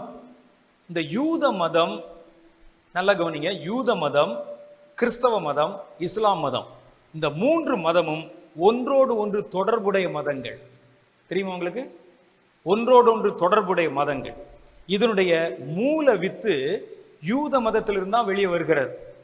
யூத மதம் என்பது பழைய ஏற்பாட்டில் இருக்கக்கூடிய தோரா என்று சொல்லுகிற 5 நூல்கள், ஆதியாகமம், யாத்ராகமம், லேவியராகமம், எண்ணாகமம், உபாகமம் என்ற தோரா என்ற பழைய ஏற்பாட்டு நூல்கள். அதான் உங்களுக்கு முக்கியமான நூல்கள். அது யூத மதத்தினுடைய நூல்கள். அப்புறம் தீர்க்கதரிசிகளின் ஆகமங்கள், பழைய ஏற்பாட்டில் இருக்கிறவங்க. இதுல இருந்து வந்ததுதான் கிறிஸ்டியானிட்டி. இதுல இருந்து கர்த்தர் அதுக்கு மேல அடுத்த கட்டத்துல அதை உலகம் முழுவதும் கொண்டு போவதற்கு அதுல சில மாற்றங்கள் செய்து கர்த்தர் கொண்டு வருவது பேர் தான் கிறிஸ்தவ மதம். அப்பதான் இயேசு அதுல ரட்சிப்பு, பரிசுத்த ஆவி, பரலோகம் போன்ற காரியங்கள் எல்லாம் அதுல வலியுறுத்தி பேசி இருக்கிறார். அந்த கிறிஸ்தவ மதம் தோன்றின பிறகு அதுல இருந்து 500 வருஷத்துக்கு பிறகு, 535 வருஷத்துக்கு பிறகு மஹமத் என்பவரால் தோற்றுவிக்கப்பட்டதுதான் இஸ்லாமிய மதம். இந்த 3 மதமும் ஒன்னோடு ஒன்று தொடர்புள்ள மதங்கள். இங்க இருக்கிற ஆளு நீ அங்கே இருப்பார், அங்க இருக்கிற ஆளு இதுல இருப்பார். இங்கே ஆபிரகாம் என்று சொல்லுவீர்கள், அவர் குர்ஆன்ல இப்ராஹிம் இருப்பார். இங்கே யாக்கோபு என்று சொல்லுவீர்கள், அங்கே அவர் யாகூப் என்று இருப்பார். இங்கே யோசேப் என்று சொல்லுவீர்கள், அங்கே அவர் யூசுப் என்று இருப்பார். இங்கே நீங்கள் யோபு என்று சொல்லுவீர்கள், அங்கே அயூப் என்று இருப்பார். பேர் தான் மாற்றம். ஆங்கிலத்தில் ஜான் என்று இருப்பவர் தமிழ்நாட்டில் யோவானா மாறலையா? அது மாதிரி ஆள் தான் மாற்றம். எல்லாம் மற்ற எல்லாம் அதே தான், same same same same ditto. இந்த 3 மதத்தையும் இப்போ ஒன்னாக்கிட்டா, மேல இருக்க பெரிய தலைகள் பேசுது, 3ஐ ஒன்னாக்கிட்டா, இது ஏங்க நம்ம இதுல இருக்கு சின்ன சின்ன மாற்றங்கள், சின்ன சின்ன பிரச்சனையினால ஏன் 3ஆ பிரிஞ்சிருக்கிறோம்? அந்த சின்ன பிரச்சனைகள் என்ன என்பதை பார்த்து களைந்து விட்டால் நம்ம 3 பேர் ஒன்னாயிட்டோம்னு வச்சுங்களேன், இது உலகத்திலே பெரிய மதமாய் மாறிவிடும். ஒரே மதம். ரிக் வாரன் என்ற ஒரு தேவ மனிதன், எக்ஸ் தேவ மனிதன், அவருடைய உபதேசங்கள் ஆச்சரியமானவைகள். இன்றைக்கு பல பெந்தகோஸ்தே சபைகளில் அவருடைய மூல உபதேசங்கள் தான் பிரசங்கிக்கப்படுகின்றன. ரிக் வாரன் நல்ல பைபிள் ஸ்காலர், இப்போ இருக்கிறாரு. அடுத்த முறை அந்த போட்டோலாம் காட்டுங்க. Rick Warren. இந்த ரிக் வாரன் என்ன செய்கிறார் என்றால், இதை ஏற்றுக்கொண்டு கிறிஸ்தவ மதமும் இஸ்லாம் மதம் ஒன்று தான், இவர்கள் வேணாத காரியத்துக்காக சண்டை போடுறாங்க, இந்த 2 மதத்தை ஒருங்கிணைக்க வேண்டும் என்று சில மத தலைவர்களோட, இஸ்லாம் மத தலைவர்களோட பேசி அவர்களோட சம்பந்தம் வைத்து யாரோ ஏற்கிறாங்க. கிறிஸ்லாம் என்ற ஒரு புதிய மதத்தை ஆரம்பித்திருக்கிறார்கள். கிறிஸ்லாம், கிறிஸ்டியனிசமும் இஸ்லாமும் 2 சேர்ந்த பேர் கிறிஸ்லாம். பெரிய சர்ச்சு கட்டி இருக்கிறாங்க, ஏராளமான ஜனங்கள் இதை பின்பற்றுகிறார்கள். அதுல இஸ்லாமியர்களும் அந்த ஆராதனை பங்கு பெறுகிறார்கள். கிறிஸ்தவர்கள் அங்க போய் நமாஸ் சொல்லி கொண்டிருக்கிறார்கள். 2 பேர் நாங்கள் அப்படின்னு சொல்லி அதனுடைய கருத்துக்களை இப்போ ரொம்ப ஆணித்தரமா பிரசங்கம் பண்றாங்க. அப்புறம் கிறிஸ்தவ மத தலைவர்கள், மேல் இருக்கக்கூடிய பெரிய பெரிய தலைவர்கள் ஒன்றா கூடி நம்ம எல்லாம் ஒருங்கிணைக்கணும் அப்படின்னு சொல்லி இந்த 3 மதத்தை ஒன்னா சேர்க்கணும். அப்ப இந்த 3 மதத்தை ஒன்னா சேர்க்கணும்னா இதுல என்னென்ன சின்ன சின்ன பிரச்சனைகள் இருக்கோ, ஏற்றுக்கொள்ள முடியாத பிரச்சனைகள் இருக்கோ, அதை களைந்து விட்டால் இவர்கள் ஒன்று சேர்வதற்கு தடை இல்லை. ஒன்று சேர்வதற்கு தடையா இருக்கிற விஷயம் என்னன்னு சொல்லி ஆராய்ந்து பார்த்தா ஒரே ஒரு விஷயம் தான் தடையா இருக்குது. அந்த விஷயம் இயேசு கிறிஸ்து. இயேசு கிறிஸ்துவை எடுத்து விட்டால் கிறிஸ்தவர்களும் இஸ்லாமியர்களும் ஒன்று சேர்வதற்கு தடை இல்லை. இயேசுவை எடுத்து விட்டால் யூதர்களும் கிறிஸ்தவர்களும் சேர்வதற்கு தடை இல்லை. இயேசு ஒருத்தர் தாங்க தடை. அவர்கள் என்ன சொல்றாங்க இஸ்லாம் மதத்துல? நான் குரான் படிச்சிருக்கிறேன், 2 வருஷம் படிச்சிருக்கேன் நான். அதுல என்ன சொல்றாங்க? இயேசு கிறிஸ்து பரிசுத்தமுள்ள மகன், ஆனா கடவுள் அல்ல அவர். இயேசு சிலுவையில் அறையல. இயேசு அப்படி உயிரோட போய்விட்டு அவருடைய சீஷரை ஒருத்தரை தான் தப்பா பிடிச்சி அதை அவர் போய் நைட்ல அரெஸ்ட் பண்ண போது எல்லாரும் தாடி வச்சிருந்தாலும் இவனை பிடிச்சி அது இயேசு என்று சொல்லி கொண்டு போயிட்டாங்க. காலையில விடியறதுக்குள்ள ராத்திரிலாம் அவரை போட்டு அடிச்சதுனால முகமே மாறினதுனால யாருன்னே தெரியல, முகத்திலே அடிச்சு அது எல்லாம் ரத்த வளராக தெரியல, இயேசுன்னு கொண்டு அடிச்சிட்டாங்கன்னு சொல்றாங்க. அதுல இயேசு குலாம், இயேசு பரிசுத்தம் உள்ளவர், அவர் நல்லவர், அவர் ரொம்ப அன்பானவர், கடவுளுக்கு பிரியமான ஒரு நபி. ஈசா அலைஹிஸ்ஸலாம் அவர் பேர். இயேசுனாருக்கு அங்க பேரு ஈசா அலைஹிஸ்ஸலாம். இயேசு ஒரு நபி, ஈசா நபி. எங்க ஊர்ல ஈசா பள்ளிவாசல்னு ஒரு பள்ளிவாசல் இருக்கு. இயேசுனாருக்கு ஒரு பள்ளிவாசல் வச்சிருக்கோம் ராமநாதபுரத்துல, பாருங்க ஈசா பள்ளிவாசல். அப்ப இயேசு கடவுள் இல்லை, சிலுவையில் மரிக்கவில்லை. இயேசு நல்ல மனிதர், நல்ல போதகர், நல்ல தீர்க்கதரிசி அப்படின்னு சொல்லிட்டு நாங்க ஏற்றுக்கொள்வோம். யூதர்கள் என்ன சொல்றாங்க? நான் ஒரு முறை நான் லெபனான் வழியாக இங்கிருந்து நேராக கடந்த தாபா கேட் வழியாக நான் வரணும். நானும் என்னோட 2 கேமராமேனு நாங்கள் எல்லாம் இஸ்ரேல் தேசத்திலேருந்து புறப்பட்டு, எருசலேமிலேருந்து புறப்பட்டு நாங்கள் நேராக அவருடைய தலைநகரத்துக்கு வர்றோம். ஒரு யூத டிரைவர் தான் கார் ஓட்டி கொண்டு வந்தான். யூதர்கள் சின்ன ஆள் ஒரு டீ கடை வச்சிருக்க பேசினா கூட புள்ளி விவரமா வேதத்தை பற்றி பேசுவான், எல்லா வசனமும் சொல்லுவான். இந்த டிரைவர் இடத்துல பேசி கொண்டு வந்த பொழுது நான் அவர் இடத்துல பேசுறேன், பேச்சு கொடுத்துட்டு வந்தோம். இயேசுவை பற்றி என்னங்க நினைக்கிறீங்கன்னு கேட்டோம். அப்போ அவர் சொன்னார், இயேசு தன் மட்டும் நல்ல ஆள் தாங்க, நல்லவள், ஆனா கடவுள் இல்லை. இஸ்ரவேலர்கள், யூதர்கள் நாங்கள் இயேசுவை நல்லவர், நல்ல ஒரு போதகர் என்று ஏற்றுக்கொள்ளுகிறோம். மற்றவர்களுக்கு அன்பை சொல்லி கொடுத்தவர் நல்லவர், ஒரு காந்தியடிகள் மாதிரி நல்லவர், அவ்வளவுதான். அதுக்காக நீங்க கடவுள் உயிரோட இருந்துச்சுட்டாரு, மறுபடியும் வர்றாரு, கனவுல பார்த்தேன், சொப்பனத்துல பார்த்தேன், தரிசனத்துல வர்றாரு, அதெல்லாம் கதை, அது நாங்க நம்பல அப்படின்னு சொன்னோம். அப்ப அவனுக்கு என்ன பிரச்சனை இருக்குன்னா, இயேசு கடவுள் என்பதில் தான் அவனுக்கு பிரச்சனை இருக்கிறது. அப்ப இந்த 3 மதத்தையும் கூட்டி பார்த்தால் அதில் பிரச்சனையாக இந்த பிரிவினைக்கு காரணமே இந்த இயேசு கிறிஸ்து ஒருத்தர் தான். அந்த இயேசுவும் கடவுள் என்று சொல்லுவதுதான் பிரச்சனையே. இயேசு இதைத்தான் சொன்னார், சமாதானத்தை அல்ல பிரிவினை கொண்டு வர வந்தேன். தகப்பனுக்கும் தாய்க்கும் பிள்ளைக்கும் மகனுக்கும் மனைவிக்கும் இடையில பிரிவினையை கொண்டு வரேன் அப்படின்னு இயேசு சொன்னார்ல, இந்த பிரிவினை தான் அது. இந்த இயேசு ஒருத்தர் தான் பிரச்சனை. நல்லா யோசிச்சு பாருங்க, 3 மதத்தை சேர்க்கல, யாரு பிரச்சனை? இயேசு பிரச்சனை. இப்ப என்ன செய்யணும்? இயேசுவை ஜனங்களுடைய மனது, இயேசுவும் எங்கே பிரச்சனைனா இயேசு கடவுள் என்பதில் தான் பிரச்சனை. இயேசு சாதாரண மனிதர் என்பதிலோ போதகர் என்பதிலோ பிரச்சனை இல்லை அவர்களுக்கு, நபி என்பதிலோ பிரச்சனை இல்லை. இயேசுவை தேவகுமாரன், கடவுள், ஆட்டுக்குட்டி அப்படி இப்படிலாம் சொல்றீங்களா, அதுதான் பிரச்சனை எங்களுக்கு. அது இல்லாம நீங்க ஒத்துக்கொண்டால் ஓகே. என்ன செய்யணும்? அப்ப கிறிஸ்தவர்கள் நடுவிலே அவர்களை கூட்டி பேசி இந்த ஜனங்கள் நடுவில் இயேசு கடவுள், மகிமைக்கு பாத்திரமானவர், பிதாவுக்கு சமானமானவர் என்கிற நம்பிக்கையை குறைய பண்ணிவிட வேண்டும். இயேசு அப்படியே டீக்ரேட் பண்ணிடணும் கொஞ்சம் கொஞ்சமா உங்க மனசுல இருந்து. அதுக்கு என்ன செய்யலாம்? ஒன்று, இயேசுவை சாதாரண மனிதரை போல காட்டுங்கள் கிறிஸ்தவ போதகர்கள். அடுத்து 2வது என்ன செய்யுங்க? இயேசுவை முழுசா நம்பும்படிக்கு ஜனங்களை இயேசுவின் பக்கம் திருப்பாம வேற பக்கம் திருப்புங்க. காசு பக்கம் திருப்பினாலும் பரவாயில்ல, அற்புதத்தின் பக்கம் திருப்பினாலும் பரவாயில்ல, உங்க பக்கம் திருப்பிக்கிட்டாலும் பரவாயில்லங்க, இயேசு பக்கம் மாத்திரம் திரும்ப விடாதீங்க. இயேசுவை முழுசா பிடிச்சு உயிர் கொடுக்க கூட துணிந்திருந்ததுனால தானே அவரை கடவுள் என்று ஜனங்கள் சொல்லி கொண்டிருக்கிறாங்க. முதல்ல இவருடைய வைராக்கியத்தை மென்மைப்படுத்தி விடுங்கள், அப்புறம் இயேசுவை மெல்ல எடுத்து விடலாம். ஊழியர்கள் பேச ஆரம்பிச்சிருக்கிறாங்க, இயேசுவும் மனிதர்களைப் போல பாவ சுபாவத்தினால போராடிக்கிட்டு இருந்தாராம். ஒரு ஆள் பேசுறார், ஒரு போதகர், தமிழ் போதகர், இயேசு நம்மை போல் ஆனார், அவரும் பாவத்தோடு போராடி கொண்டிருந்தார், அப்படியே போராடிட்டு இருந்தார். ஐயோ என்னங்க செய்யறோம் சொல்லி இச்சை ஒரு பக்கம் மோதுது, வாலிப வயசு இல்லையா, போராடிக்கிட்டு இருந்தார் அப்படின்னு பேசுறான் ஒரு ஆளு. வேதம் என்ன சொல்ல தெரியுமா? பாவம் ஒன்றை தவிர மற்ற எல்லாவற்றிலும் அவர் நம்மை போல் ஆனார் என்றுதான் எழுதியிருக்கு. இயேசு பாவத்துல போராடினாரா? நீயும் நானும் பிறந்த மாதிரி இயேசு பிறந்தார். நீங்களும் நானும் புருஷ சம்பந்தத்திலே பிறந்தவர்கள். என் தாய் பாவத்திலே என்னை கர்ப்பம் தரித்தாள் என்று தாவீது சொல்லுகிறான். ஆனா இயேசு புருஷ சம்பந்தத்தில் பிறந்தவர் அல்ல. அவர் பிறப்புக்கும் நம்ம பிறப்புக்கும் வித்தியாசம் இருக்கு. நம்ம போராடுற மாதிரி இயேசு போராட வேண்டியதில்லை.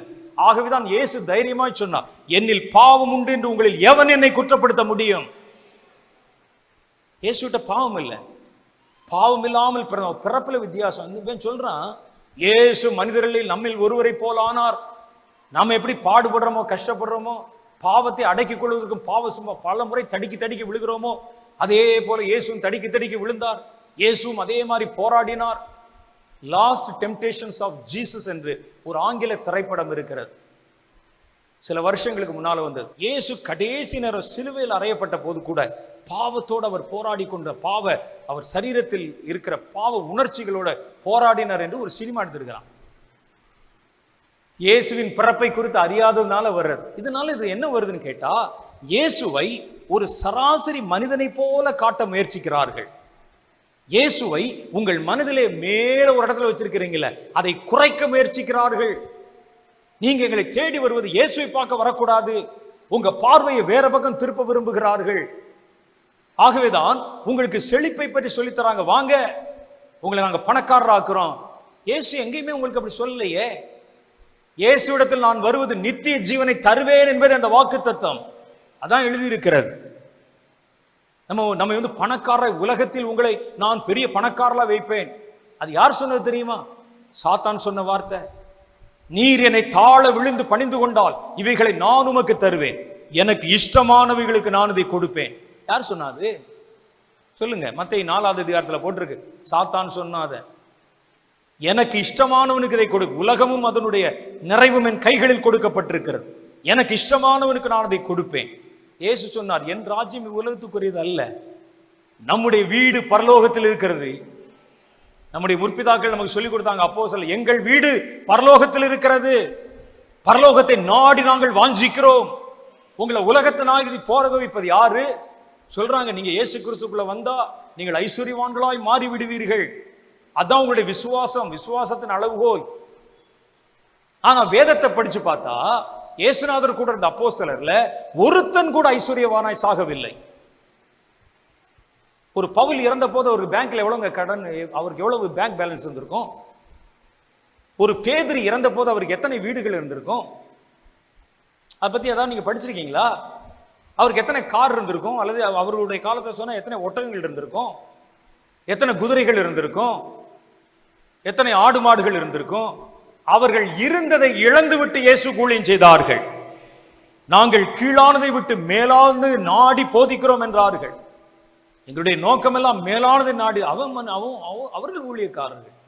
அவங்க பேசினாங்க. இன்னைக்கு என்ன முயற்சி நடக்கிறது பாருங்க.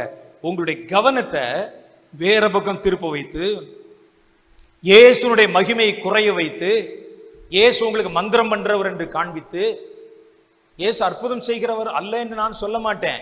இயேசு அற்புதம் செய்கிறவர். ஆனா இவங்க சொல்ற மாதிரி வெறும் அற்புதத்தோடு நிறுத்துகிறவர் அல்ல. உங்களை நித்திய ஜீவன் வரைக்கும் கொண்டு போகிறவர். அதுதான் அவருடைய நோக்கம். ஒருவரும் கெட்டு போவது எனக்கு சித்தம் இல்லை என்பதுதான் அவருடைய நோக்கம். உங்களை பணக்காரராக்கி அழகு பார்ப்பதை விட உங்களை நித்திய ஜீவனில் பிதாவின் வீட்டில் பார்ப்பதான் இயேசுவுக்கு சித்தம். அதுதான் கர்த்தர் காரியங்களை செய்து. அது யார் காமிக்கிறார் நமக்கு? இதெல்லாம் உங்களை டைவர்ட் பண்ணி உங்களை உலக மனிதர்களாக்கி உலகத்தின் பின்னால் போக வைத்து உலகத்தை நேசிக்க வைத்து இதுதான் இயேசு என்று ஒரு புது பிம்பத்தை உங்களுக்கு காண்பித்து ரொம்ப நாள் அப்படி பேசுற. ஆமாங்க, 2000 வருஷமா இப்படிப்பட்ட ஆட்கள் இங்கே கிரியை செய்து கொண்டிருக்கிறார்கள். கிறிஸ்டியானிட்டிக்குள்ள உள்ளே நுழைந்து விட்டார்கள். தேவையற்ற பிம்பங்களை கொண்டு வந்து வைத்து விட்டார்கள். ரோமில இயேசு கிறிஸ்துவை பின்பற்றின கிறிஸ்தவருடைய மதத்தை அரசு ஏற்றுக்கொண்ட போது தேவையில்லாத பல காரியங்களை உள்ளே பூத்திட்டாங்க. அப்பவே இந்த அந்த கிறிஸ்துக்களின் ஆவி கிரியை செய்ய ஆரம்பித்து விட்டது. ரோம மன்னர்கள் கிறிஸ்தவ மதத்தை தழுவி கொண்ட போது கிறிஸ்தவ மதத்துக்குள்ளே தேவையில்லாத காரியங்களை உள்ள கொண்டாந்துட்டாங்க.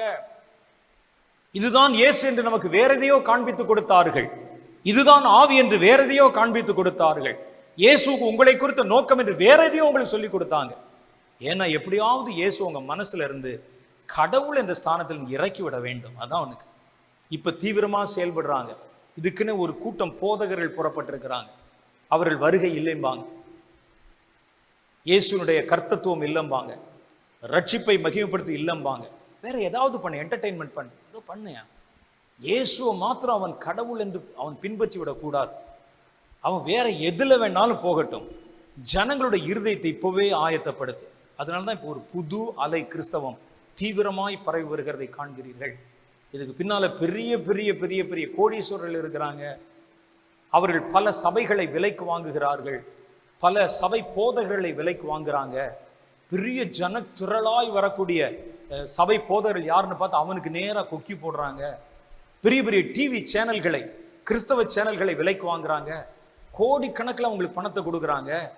கொடுத்து அவர்களை தங்களுடைய கையில வைத்துக்கொண்டு நாங்கள் சொல்லுறதை அவர்களுக்கு சொல்லுங்கன்னு சொல்லுவாங்க. ஜனங்கள் இயேசுவை அறிந்து கொள்ளவும் இயேசுவிலே வைராக்கியம் உள்ளவர்கள் மாறாதபடிக்கு அவங்கள வேற எதுலையாவது அவங்கள சந்தோஷப்படுத்துங்க. வேண்டாத காரியங்களை பற்றி விவாதங்களை கொண்டு வாங்க. வேண்டாத காரியங்களை பின்பற்றும்படி வையுங்கள். அவர்கள் நித்திய ஜீவனை தவிர வேற எதையும் தேடும்படிக்கு அவங்களை செய்யுங்க.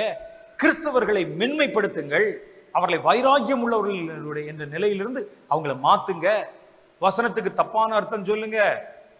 அவர்கள் எது உண்மையை தேடி வந்து விடக்கூடாது. இதெல்லாம் சொல்லி கொடுக்குறாங்க. அவர்களை விலைக்கு வாங்கி வைத்திருக்கிறார்கள். தாண்டி பேச முடியாது.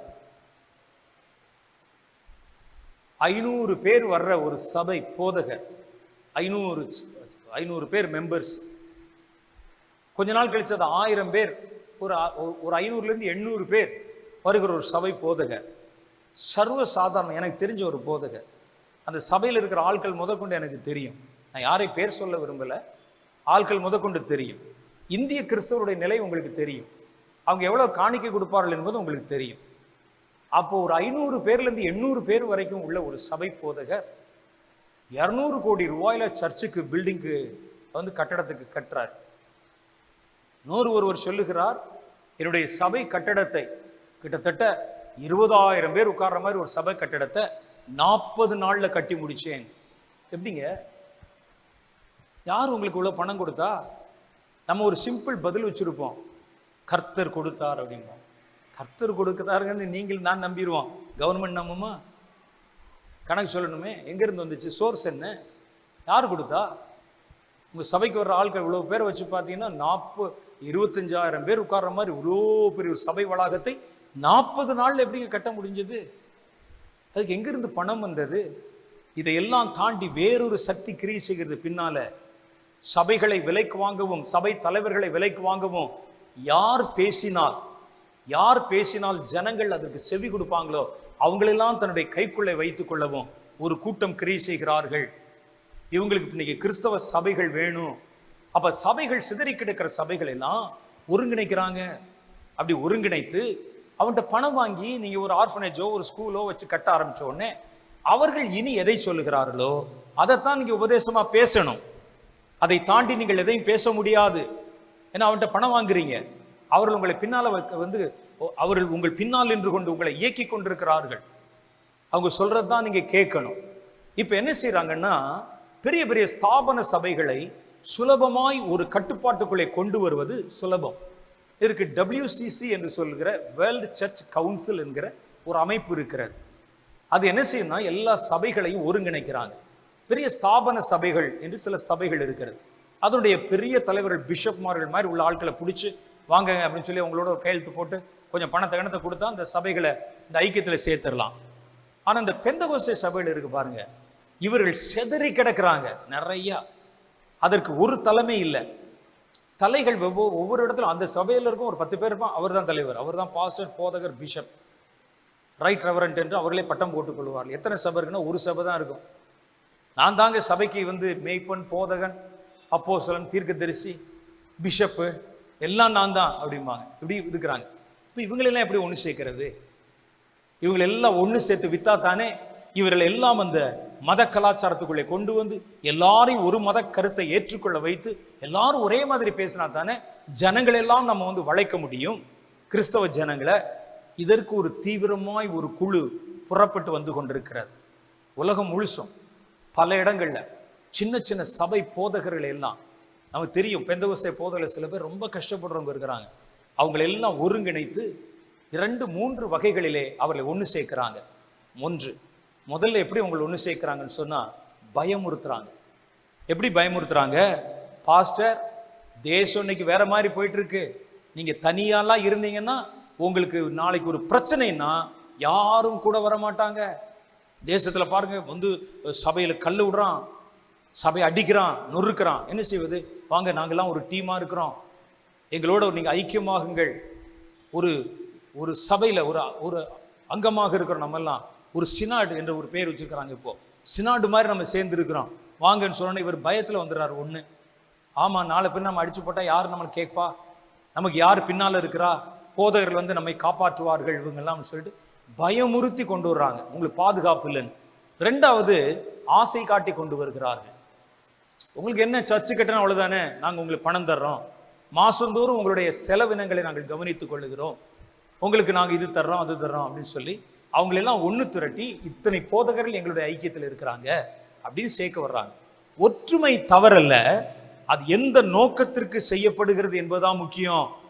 கர்த்தருக்குள்ளே கர்த்தருடைய கிரியைகளுக்காக கர்த்தருக்குள் ஒற்றுமையா இருப்பதை நம்ம ஆதரிக்கிறோம், அங்கீகரிக்கிறோம். இந்த ஒற்றுமை அப்படி அல்ல. அவர்கள் உனக்கு விரோதமாய் கூட்டம் கூடினால் அது என்னால் கூடுகிற கூட்டம் அல்ல என்று கர்த்தர் சொல்லுகிறார். அவங்க எல்லாம் ஒன்னா சேர்ந்து திரளா கூடினா அது நான் கூட்டலுங்க, அவங்களுக்குள்ள உண்டான ஒற்றுமை நான் கொண்டு வந்த ஒற்றுமை அல்ல என்று கர்த்தர் சொல்லுகிறார். இப்ப தீவிரமா என்ன வருதுன்னா அது பரவிக்கொண்டே வருகிறது. இப்ப கள்ள போதகர்கள், கள்ள உபதேசிமார்கள், இயேசுவை மறுதலித்து இயேசுவினுடைய மதிப்பை குறைத்து பேசுகிறவர்கள் எவ்வளவு வேகமாய் கனம் பெறுகிறார்கள் என்று பாருங்கள்.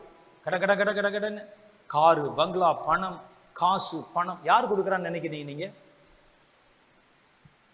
ஜனங்கள் காணிக்கை கொடுத்தா.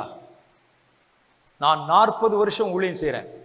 இந்தியாவில் இருந்து மாத்திரம் இந்திய ஜனங்கள் கிறிஸ்தவரிடத்தில் பெறப்படுகிற காணிக்கை வச்சு நீங்க எந்த ஊழியம் இப்படியெல்லாம் ஊழியம் செய்ய முடியாது. அவங்களே பாவம் கஷ்டத்திலையும் நஷ்டத்திலையும் வேதனையில் வர்றாங்க. இவர்களுடைய காணிக்கை வைத்து அல்ல, அவர்களுக்கு வேறு சில இடங்களிலிருந்து இவர்களை வளைப்பதற்கான முயற்சிகள் நடக்கிறது. இதை நான் ஒரு வதந்தியாகவோ அபிப்பிராயமாகவோ இருக்கிறது என்றோ சொல்லவில்லை.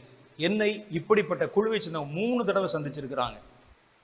நான் இயேசுவிடத்தில் வந்தது வேறு எதற்காகவும் அல்ல, என்னை உயர்த்த வேண்டும், என் பேர் தெரியணும், பிரசங்கமான எதற்காகவும் இல்லை.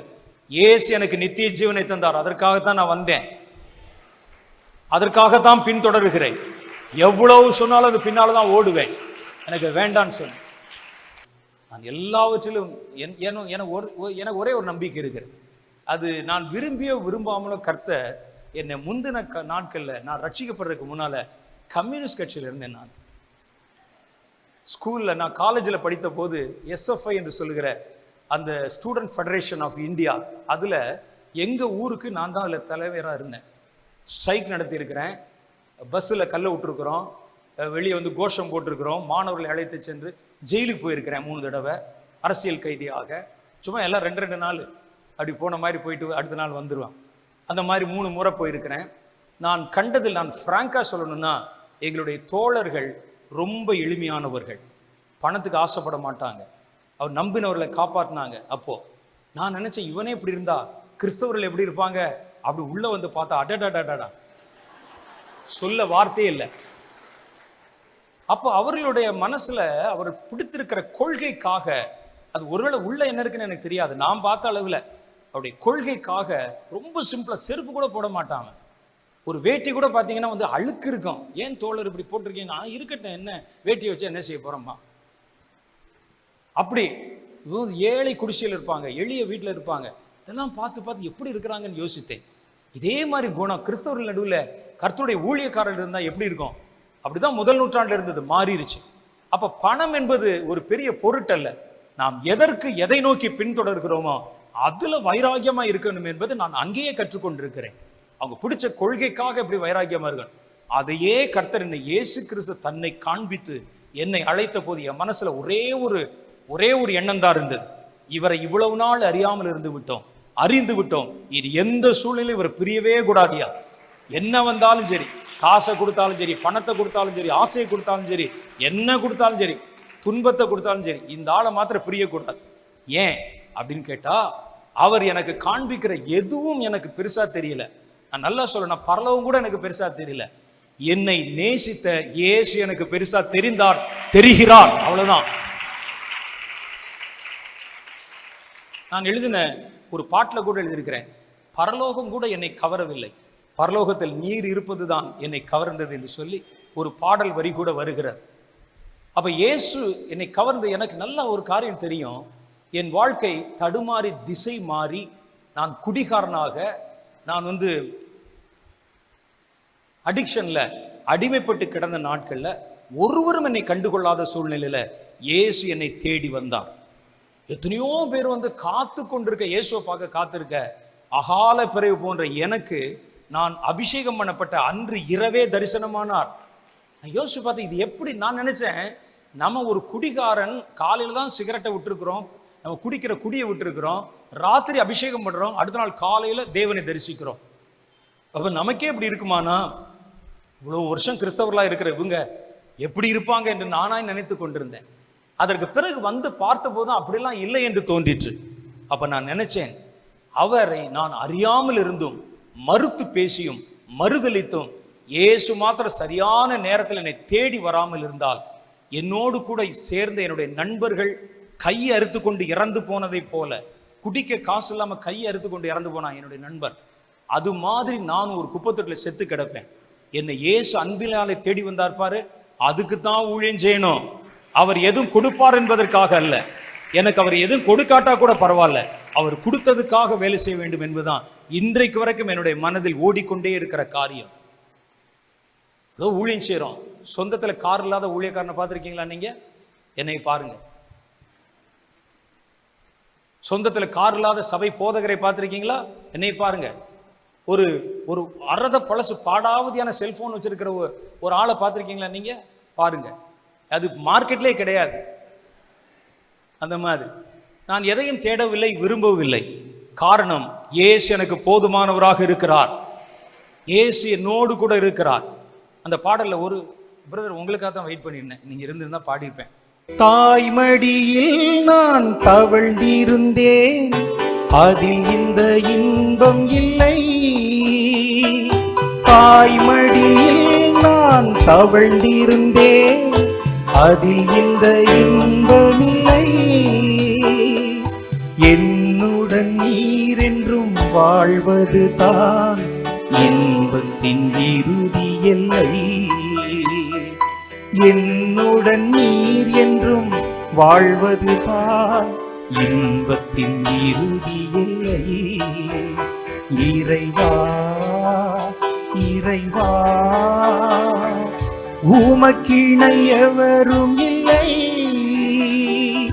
இறைவா இறைவா, நான் என்றும் உமது பிள்ளை.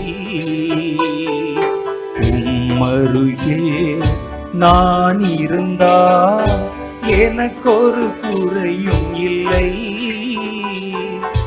உம்மடியில் நான் தவழ்ந்தால் கவலைகள் தொடுவதில்லை. என் மேல் இருளும் படர்வதில்லை. உம்மருகில் நான் இருந்தால் எனக்கொரு குறையும் இல்லை.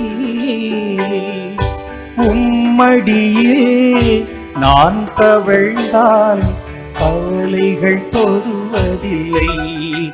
என் மேல் இருளும் படர்வதில்லை.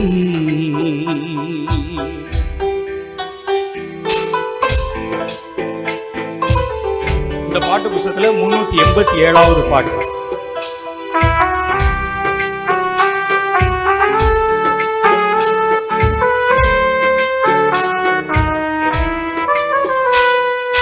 புல்வெளியும் அமர்ந்த நீரும் எனக்கின்பம் தருவதில்லை.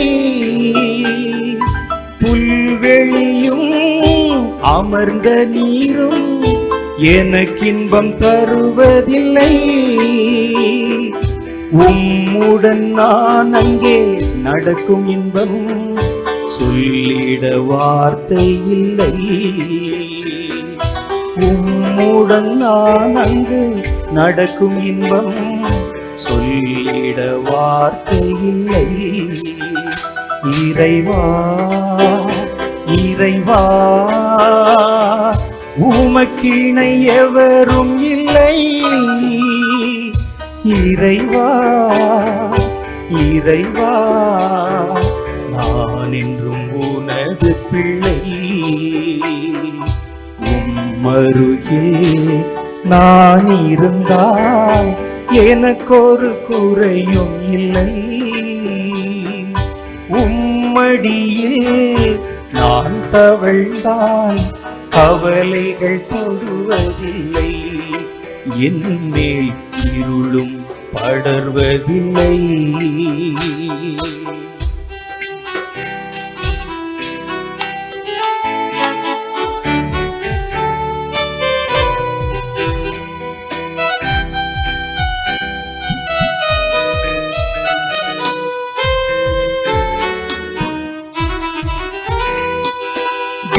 வாழ்வும் அதன் மகிமை என்னை கவரவில்லை. விண்ணின் வாழ்வு அதன் மகிமை என்னை கவரவில்லை. நீர் அதிலே இருப்பதுதான் என்னை ஈர்த்ததங்கே. நீரதிலே இருப்பதுதான் என்னை ஈர்த்ததங்கே. இறைவா இறைவா, உமக்கிணை எவரும் இல்லை. இறைவா இறைவா, நான் என்றும் உமது பிள்ளை. உம்மருகே நான் இருந்தால் எனக்கொரு குறையும் இல்லை. உம்மடியில் நான் தவழ்ந்தால் கவலைகள் தொடுவதில்லை. என் மேல் இருளும் படர்வதில்லை. என் தாய் மடியில் நான் தவழ்ந்திருந்தேன், அதில் இந்த இன்பம் இல்லை. ஒரு மனுஷனுக்கு ஒரு பெரிய இன்பம் என்பது தன் தாயின் மடியில் தவழ்வது. நீர் என்னுடன் என்றும் வாழ்வதுதான் இன்பத்தின் இறுதி எல்லை. அடுத்த கவி சொல்லுது பாருங்க, இந்த புல்வெளியிலும் அமர்ந்த தண்ணீரிலும் உன்னை நடத்துவேன் கர்த்தர் சொல்றாருல, அது புல்வெளியும் அமர்ந்த தண்ணீரும் எனக்கு இன்பம் தருவதில்லை, உம்முடனே நான் அங்கே நடக்கும் இன்பம் அதை சொல்லிட வார்த்தை இல்லை. விண்வாழ்வும் அதன் மகிமையும் என்னை கவரவில்லை, நீர் அங்கே இருப்பதுதான் என்னை இழுத்தது அங்கே. ஏசு இல்லாட்டா நான் பரலோகத்துக்கு கூட வரலங்க. ஒருவேளை சொல்லிட்டாங்கன்னு வச்சுங்க, டிக்ளேர் பண்ணிட்டாங்க ஏசு அங்கே இல்லையா, நான் வரல, வேற யார் இருந்தாலும் நான் வரல, ஏசு எங்க இருக்கிறாரோ அதுதான் எனக்கு பரலோகம். அல்லேலூயா. அப்படிதான் நம்ம நம்முடைய மனதிலே நம்ம அதை எடுத்துக்கொள்ளணும். இயேசுக்காக தான் வரும். இயேசு சொல்லித்தான் நமக்கு பரலோகம் தெரியும். பரலோகம் சொல்லி நமக்கு இயேசு தெரியாது. இயேசு வழியாய்த்தான் பரலோகத்துக்கு போகிறோம். அப்ப இது எல்லாவற்றையிலும் நம்முடைய இருதயத்தில் அவைகளை விட்டு எடுப்பதற்கான முயற்சிகள் தீவிரமாய் கடந்து வந்து கொண்டிருக்கிறது. சபைகள் எல்லாம் ஒருங்கிணைக்கணும். ஜனங்களுடைய இருதயத்திலிருந்து இயேசுனுடைய கடவுள் என்ற நிலையை இறக்கணும் கீழே. இவர்களை எப்படி அடையாளம் கண்டுபிடிப்பது?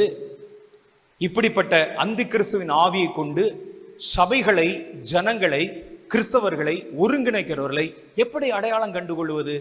அவன் பேச்சு நல்லா தாங்க இருக்கும். நம்ம எல்லாம் ஒற்றுமையா இருக்கணும். நீங்கள் நானும் பிதாவும் ஒன்றாயிருக்கிறதை போல நீங்கள் ஒன்றாயிருங்கள், அதுவே நீங்கள் என்னுடையவர்கள் என்பதற்கு அடையாளம். எல்லாம் ரைட்டு தான், ஒற்றுமை இருப்பது நல்லதுதான். ஆனா அந்த ஒற்றுமை எதை நோக்கி நகருகிறது என்பதுதான் நமக்கு முக்கியம். எதற்காக ஒற்றுமை? எதுல ஒற்றுமை? ஏன் அதுல சேரணும்? யார் அதை அழைக்கிறார்கள்? நம்ம அதை கவனிக்கணும். இன்றைக்கு வருகிற மிகப்பெரிய ஒரு தீவினை என்னை சந்தித்தது 3 முறை. இயேசு விட்டு பிரித்து விடுவதற்கு, எப்படியாவது தாங்கள் சொல்லுவதை ஏற்றுக்கொள்வதற்கு. எனக்கு ரொம்ப வேண்டிய ஊழியக்காரர்களை கூட இது நிமித்தமாக நான் பகைத்திருக்கிறேன்.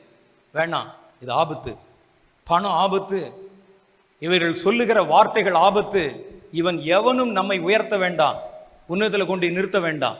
இயேசு ஒருவர் தான் நமக்கு வாக்கு கொடுத்திருக்கிறார், உயரத்திலே நிறுத்தவும் உன்னதத்திலே உலாவி வர பண்ணவும். இவன் யாரு? மனுஷன்.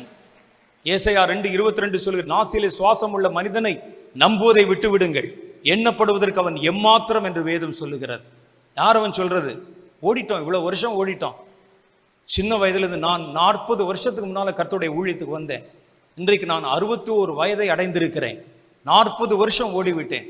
இந்த கடைசி நேரத்தில் தானே நாங்கள் போய் இதை விட்ட கையெழுத்து போட்டு பணத்தை வாங்கி பல இடங்களில் எங்களுக்கு பெரிய பெரிய கட்டடங்களை கட்டி என் பேரை அதில் பொறித்து என்னை நான் மகிமைப்படுத்தி பெருமைப்படுத்தி, இந்த நேரத்தில் தானா வெண்ணெய் திரண்டு வரும்போது தாலி உடைந்ததை போல நான் பிரயாணம் பண்ணுகிற இடம் என் பக்கத்தில் வந்திருக்கிற நேரத்தில் என்னை வழிவிலக பண்ணால் சம்மதிப்பேனா? நான் நீ துவக்கத்தில் 40 வருஷத்துக்கு முன்னால் வந்தாலே சம்மதிச்சிருக்க மாட்டேன், இப்போ சம்மதிப்பேனா?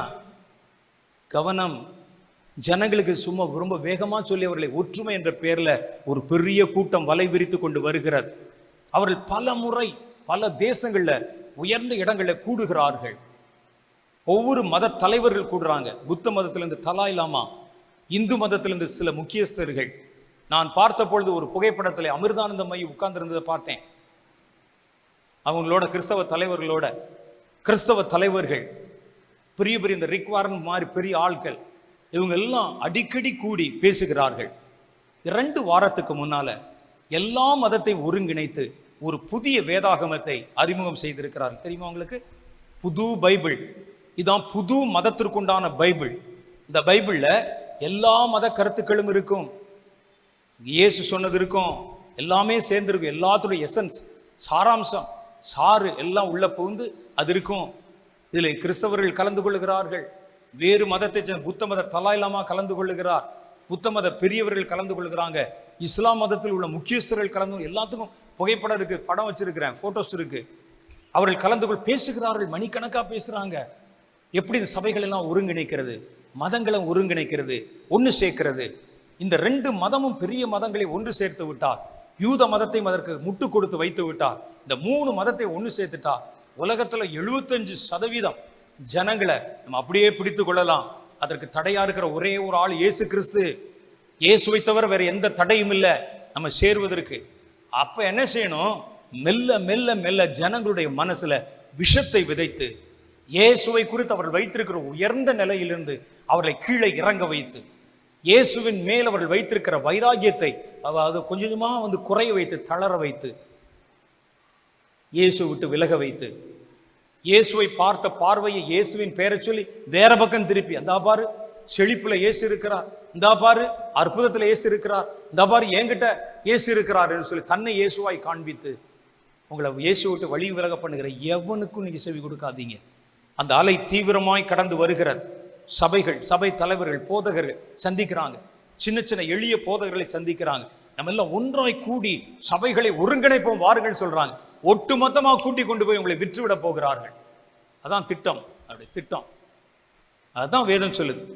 தேவன் எனப்படுவது எதுவோ, ஆராதிக்கப்படுவது எதுவோ, அவைகள் எல்லாவற்றுக்கும் மேலாக அவன் தன்னை உயர்த்தகிறவனாய் இருந்து தேவனுடைய ஆலயத்தின் மேல் தன்னை தேவன் என்று காண்பிக்கிறவனை போல் இருப்பான். எக்குமினிக்கல் உள்ளே வருகிறது. அதுல பணத்தை வாங்குற ஏராளமான அவர்கள் கொடுக்கக்கூடிய ஆஸ்தி ஐஸ்வர்யத்தை வாங்கி தங்களை மத தலைவர்கள் போல காட்டிக்கொள்கிற பல தலைவர்கள் இன்னைக்கு உங்கள் நடுவில் எழும்பி விட்டார்கள். இந்தியாவில் இருக்கிறாங்க, தமிழ்நாட்டில் இருக்கிறாங்க, கர்நாடகாவில் இருக்கிறாங்க. நான் பார்த்திருக்கிறேன், எனக்கு தெரியும். அவர்கள் இருக்கிறாங்க அங்க. அவர்கள் தங்களை மத தலைவர்கள் போல காண்பிக்கிறார்கள். ஏன்னா ஒருவனை நம்ம யார் தலைவர் என்று ஏற்றுக்கொள்கிறோம்? நிறைய பேர் நம்ம சபையில எந்த சபையில இருக்கிறானோ அவர் உண்மையிலே ஒரு பெரிய போதகராக இருப்பார். எவ்வளவு பேர் இருக்கிறாங்களோன்னு அவர்களைத்தான் இவர்கள் கொக்கி போட்டு முதல்ல எழுத்துருவாங்க. இந்த எக்யூமெனிக்கல்காரன் யார் எழுப்பான்னா இவனைத்தான் முதல்ல எழுப்பான். இவர்களை சேர்ந்து உடனே என்ன செய்வாங்க? மாடர்னைஸ் பண்ணுவாங்க சபையை. அவர்களுடைய நோக்கம் ஜனங்கள் சபைக்கு வர வேண்டும் என்பதுதான் நோக்கம். அந்த நோக்கத்திலே செயல்படுகிற எவனும் உங்களை கர்த்தரிடத்தில் நெருங்க விட மாட்டான். அவருடைய நோக்கம் என்ன? சபைக்கு வரணும். ஒருத்தர் சொன்னார், என்கிட்ட சொன்னார். நான் சொன்னேன், என்ன தம்பி இப்போ புதுசாலாம் இப்படிலாம் பாட்டு பாட, அவர் தான் அதை ஆரம்பிச்சு வச்சார். புதுசாலாம் நான் ஒரு துபாயில் நானும் அவரும் பக்கத்து ரூமில் தங்கியிருந்தோம். நான் கேட்டேன், என்ன தம்பி இப்படிலாம் புதுசாக ஆடுறீங்களே, லைட்டெல்லாம் போட்டு இப்படிலாம் பண்ணுறீங்களேன்னு. அவர் ஒரு காரியம் சொன்னார். அண்ணா இப்படி பண்ணால் தான் வாலிபர்கள் சபைக்கு வருவாங்கன்னார். இவருக்கு நோக்கம் என்னன்னா வாலிபர்கள் சபைக்கு வரணும். சினிமாவில் போய் பார்க்குற என்டர்டெயின்மெண்ட் மாதிரி நாங்கள் அதே குவாலிட்டியில் என்டர்டெயின்மெண்ட் கொடுத்துட்டா அவர்கள் இங்கே வருவார்கள் அல்லவா என்பது அவருடைய கான்செப்ட். நான் சொல்றேன், ஏன் ஒருவன் சபைக்கு வரணும்?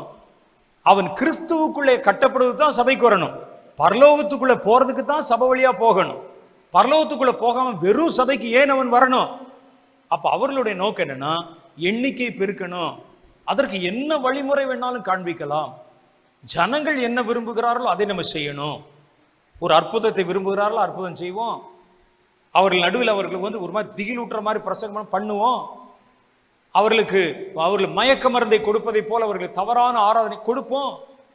அவன் எக்கேடு கெட்டு போனால் எனக்கு என்ன? என் சபையினுடைய நாற்காலிகள் நிறைய வேண்டும். நான் ஒரு பெரிய போதகர் என்று சொல்ல வேண்டும். எனக்கு லட்சங்களிலும் கோடிகளிலும் கொடுக்கிறாங்க பாருங்க. அவர்கள் சந்தோஷப்பட வேண்டும். இவர்களெல்லாம் இந்த ஜனங்களை கொண்டு போய் ஒட்டுமொத்தமாக அவரிடத்துல சேர்க்கணும். எவனாவது கொண்டு வந்து இங்க பாருங்க, ஜனங்களை கொண்டு வந்து காண்பித்து, நீங்கள் எல்லாம் எங்களுடைய மந்தைகள், உங்களை பசும்புல் வெளியிலே மேய்ப்பேன் என்று சொன்ன உடனே வெளியே இருக்கிற புல்ல போய் எவனா திம்பானா? பாத்தீங்களா டிவியில? வெளியே இருக்கிற புல்ல போய் திங்கிறாங்க. அப்ப ஜனங்களை எந்த அளவிற்கு அவர்கள் கேவலமாய் நினைத்திருக்கிறார்கள் யோசிச்சு பாருங்க. இவங்களையும் சொல்லணும், ஜனங்களையும் சும்மா இல்ல ஓடுறான் பாருங்க. சொன்ன உடனே ஓடி போய் ஆளாளுக்கு சாப்பிட்டு ஒருத்தன் அப்படி படுத்துட்டு அசை போட்டுக்கிட்டு இருக்கிறார். ஆடான் அவரு. கர்த்தர் உன்னை பரலோகத்தின் சாயலை மாற்ற விரும்புகிறார். உங்க போதவர் உன்னை புல்லு திங்கிற ஆடாய் மாற்ற விரும்புகிறான். அவர்களுக்கு என்ன? உங்களை கூட்டி சேர்க்கணும், புதுசா ஏதாவது சொல்லணும், உங்களை தங்களிடத்துல தக்க வைக்கணும், கூட்டத்தை காமிக்கணும், தாங்களுடைய முதலாளிகளை சந்தோஷப்படுத்த வேண்டும். அதான். அதனால கொஞ்ச நாள் அப்படி போதகர் இருப்பாரு. அடுத்து என்ன ஒரு சூட்கேஸ் எடுத்துட்டு அப்படியே ஃபாரின் போவாரு, ஒரு சுத்துவாரு. அங்க போய் அவர் யாரை பார்க்கிறாருன்னு உங்களுக்கு தெரியாது இல்ல, என்ன செய்தாருன்னு உங்களுக்கு தெரியாது. மறுபடியும் திரும்பி வருவார், ஒரு அடுத்த ஏரியால ஒரு கட்டடத்தை கட்டுவார், ஒரு சர்ச்சை கட்டுவார். இவர்களை எப்படி அடையாளம் கண்டுகொள்வது? இயேசுவிடத்தில் சேர்க்காத எவனும் கள்ளனும் பக்க வழியில் வந்தவனும் கொள்ளைக்காரனுமாய் இருக்கிறான் என்று கர்த்தருடைய வேதம் சொல்லுகிறது. ஒருவன் தன்னிடத்தில் ஆடுகளை சேர்த்து கொண்டால், ஜனங்களை சேர்த்து கொண்டால், அவன் கர்த்தரை வஞ்சிக்கிறவன். அவன் இல்லை. இயேசுநாதர் சொன்னார், நாங்கள் எப்படிங்க கண்டுபிடிக்கிறது? இயேசு சொன்ன, என்னிடத்தில் சேர்க்காதவன் சிதறடிக்கிறான், அவன் கள்ளனும் கொள்ளைக்காரனுமாய் இருக்கிறான். அதானே சொன்னார் இயேசுநாதர். நீங்க போற, நீங்க நம்புகிற, நீங்கள் கேட்கிற, நீங்கள் பார்க்கிற ஊழியக்காரன் உங்களை இயேசுவோடு இணைக்கிறானா அல்லது தன்னோடு இணைக்கிறானான்னு பார்த்து கவனமா இருங்க. யார் வேணாலும் இருக்கலாம், கவனமா பாருங்க. ஏன்னா உங்க ஆத்துமா உங்களுக்கு முக்கியம். என் ஆத்துமா கடைந்தேற வேண்டும், கர்த்தரிடத்துல போகணும்னு சொல்லித்தான் நம்ம வந்திருக்கிறோம். அதுதானே வந்திருக்கிறோம். உங்க ஆத்துமா உங்களுக்கு தானே முக்கியம். நம்ம கொண்டு உங்க குடும்பத்துக்கு ஜெபம் பண்ணுங்க ட்ராக்ஸ் கொடுத்து அதெல்லாம் வாங்க மாட்டேன்னு சொன்னா யாருக்கு? இப்போ நான் என் குடும்பத்துக்கு ஜெபம் பண்ணுன்னு சொல்லி என் பிள்ளைய பேராக உனக்கு அச்சடித்து கொடுத்தேன். ஐயா, என் பிள்ளைகளுக்கு ஜெபம் பண்ணுங்க, என் மகளுக்கு கல்யாணம் ஆகணும், வரன் கிடைக்கணும், என் பையனுக்கு வந்து மெடிக்கல் காலேஜில் சீட்டு கிடைக்கணும், இடம் கிடைக்கணும், என் மனைவி கோவப்படுறா, அவருக்கு சார்ந்த ஒரு நல்ல குணத்தை கொடு, இப்படி ஆளுது கொண்டு நான் டைப்பிடிச்சு கொடுத்து ஜெபம் பண்ணு. எனக்கு குடும்பமே கிடையாது ஐயா. உன் குடும்பத்துக்கு ஜெபம் பண்ணுன்னு சொன்னா இவர் வேண்டாமா? இவருக்கு ஜெபம் பண்ண மாட்டாராம். ஒருவன் வந்து இவனை குட்டிக்கரன் அடிக்க சொல்லுவான், அடிச்சுக்கிட்டு இருப்பான் உள்ள. அங்கே ஆடுங்கள், கைதட்டுவோம், சந்தோஷப்படுவோம், களி கூறுவோம் அப்படின்னு புதிய புதிய உபதேசங்கள் சொல்ல ஜெபிக்க மாட்டாராம். அப்ப கர்த்தரிடத்தில் சேர்க்காத எவனும் சிதறடிக்கிறான். இரண்டாவது, கர்த்தருடைய மகிமையை திருடுகிற எவனும் அவன் உண்மை உள்ளவன் அல்ல. வேதம் சொல்லுது, எந்த ஊழியக்காரன் தன்னை மகிமைப்படுத்திக் கொள்ளுகிறானோ அவன் கர்த்தருடைய ஊழியக்காரன் அல்ல. ஆண்டவர் எங்களுக்கு ஒரு வார்த்தை சொல்லி கொடுத்திருக்கிறார். எல்லாம் நடந்து முடிஞ்சு, பெரிய பெரிய காரியம் நடந்து முடிஞ்சாலும் கடைசியில் ஒரு வார்த்தை சொல்லுங்க, நாங்கள் அற்ப பிரயோஜனம் உள்ள ஊழியக்காரர், எங்கள் கடமை மாத்திரம் செய்வோம் என்று சொல்ல கடவன் என்று சொல்லியிருக்கிறார். என் மகிமை நான் வேறு ஒருவனுக்கும் கொடேன் என்று கர்த்தர் சொல்லி இருக்கிறார். மகிமையில கை வச்சா மாத்திரம் கர்த்தர் கோவந்துரும். என் மகிமை வேறு ஒருவனுக்கும் கொடேன். நாங்கள் ஊழியக்காரர், அவ்வளவுதான். ஊழியக்காரர் என்பது பதத்துக்கு அர்த்தம் என்ன? வேலைக்காரன் என்பது பொருள். கடவுளுடைய வேலைக்காரன். கடவுளுக்கும் உங்களுக்கும் வேலை செய்வதற்கு நாங்கள் இருக்கிறோம், அவ்வளவுதான். வேலைக்காரன். இதுல என்ன வந்து எங்களை வந்து கனப்படுத்துவதற்கும் பெரிய அளவில் மகிமைப்படுத்துவதற்கும் அதில் என்ன இருக்கிறது, என்ன சாதித்து விட்டோம் என்பதுதான் எனக்கு ஒன்றும் புரியவில்லை. பாருங்க, பவுல் காலத்துல, பேதுரு காலத்துல எத்தனையோ அற்புதங்கள் நடைபெற்றது. அவர்கள் ஒன்றை கூட பெருசா விலாவாரியா மகிமைப்படுத்தி நான் அப்படி செய்ய சொல்லவே இல்லை. அவங்க 19 சொன்னாங்க, நாங்க நடந்து போனார்கள், நிழல் பட்டது, குணமாச்சு, அநேக அற்புதங்களை செய்தார்கள், இப்படிதான் சொல்லிட்டு பொதுவா சொல்லிட்டு அவர் இயேசுவைத்தான் பிரதானமாய் பேசி இருக்கிறாங்க. எங்கேயும் அற்புதத்தையும் அடையாளத்தையும் பெருசா பேசவே இல்லை. அவங்க அவர்கள் மூலம் எத்தனையோ நடைபெற்றது. அவங்களுடைய பேர் கூட தெரியாது அவங்களுக்கு. அவருடைய நோக்கம் முழுவதும் கிறிஸ்துவின் ராஜ்யம் அறிவிக்கப்பட வேண்டும், ஜனங்கள் இயேசுவை அறிந்து கொள்ள. அதுலதான் இருந்தது தாகம். தங்களை உயர்த்தி கொள்ள அவர்கள் விரும்பவே இல்லை. எந்த இடத்துலையும் அவர்கள் கர்த்தருக்கு முன்பாக தன்னை தாழ்த்தி அடிமைப்பட்டிருந்தாங்க. ஒரு வீடியோ பார்த்தேன். அந்த வீடியோல ஒரு ஊழியக்காரர் வருகிறார்.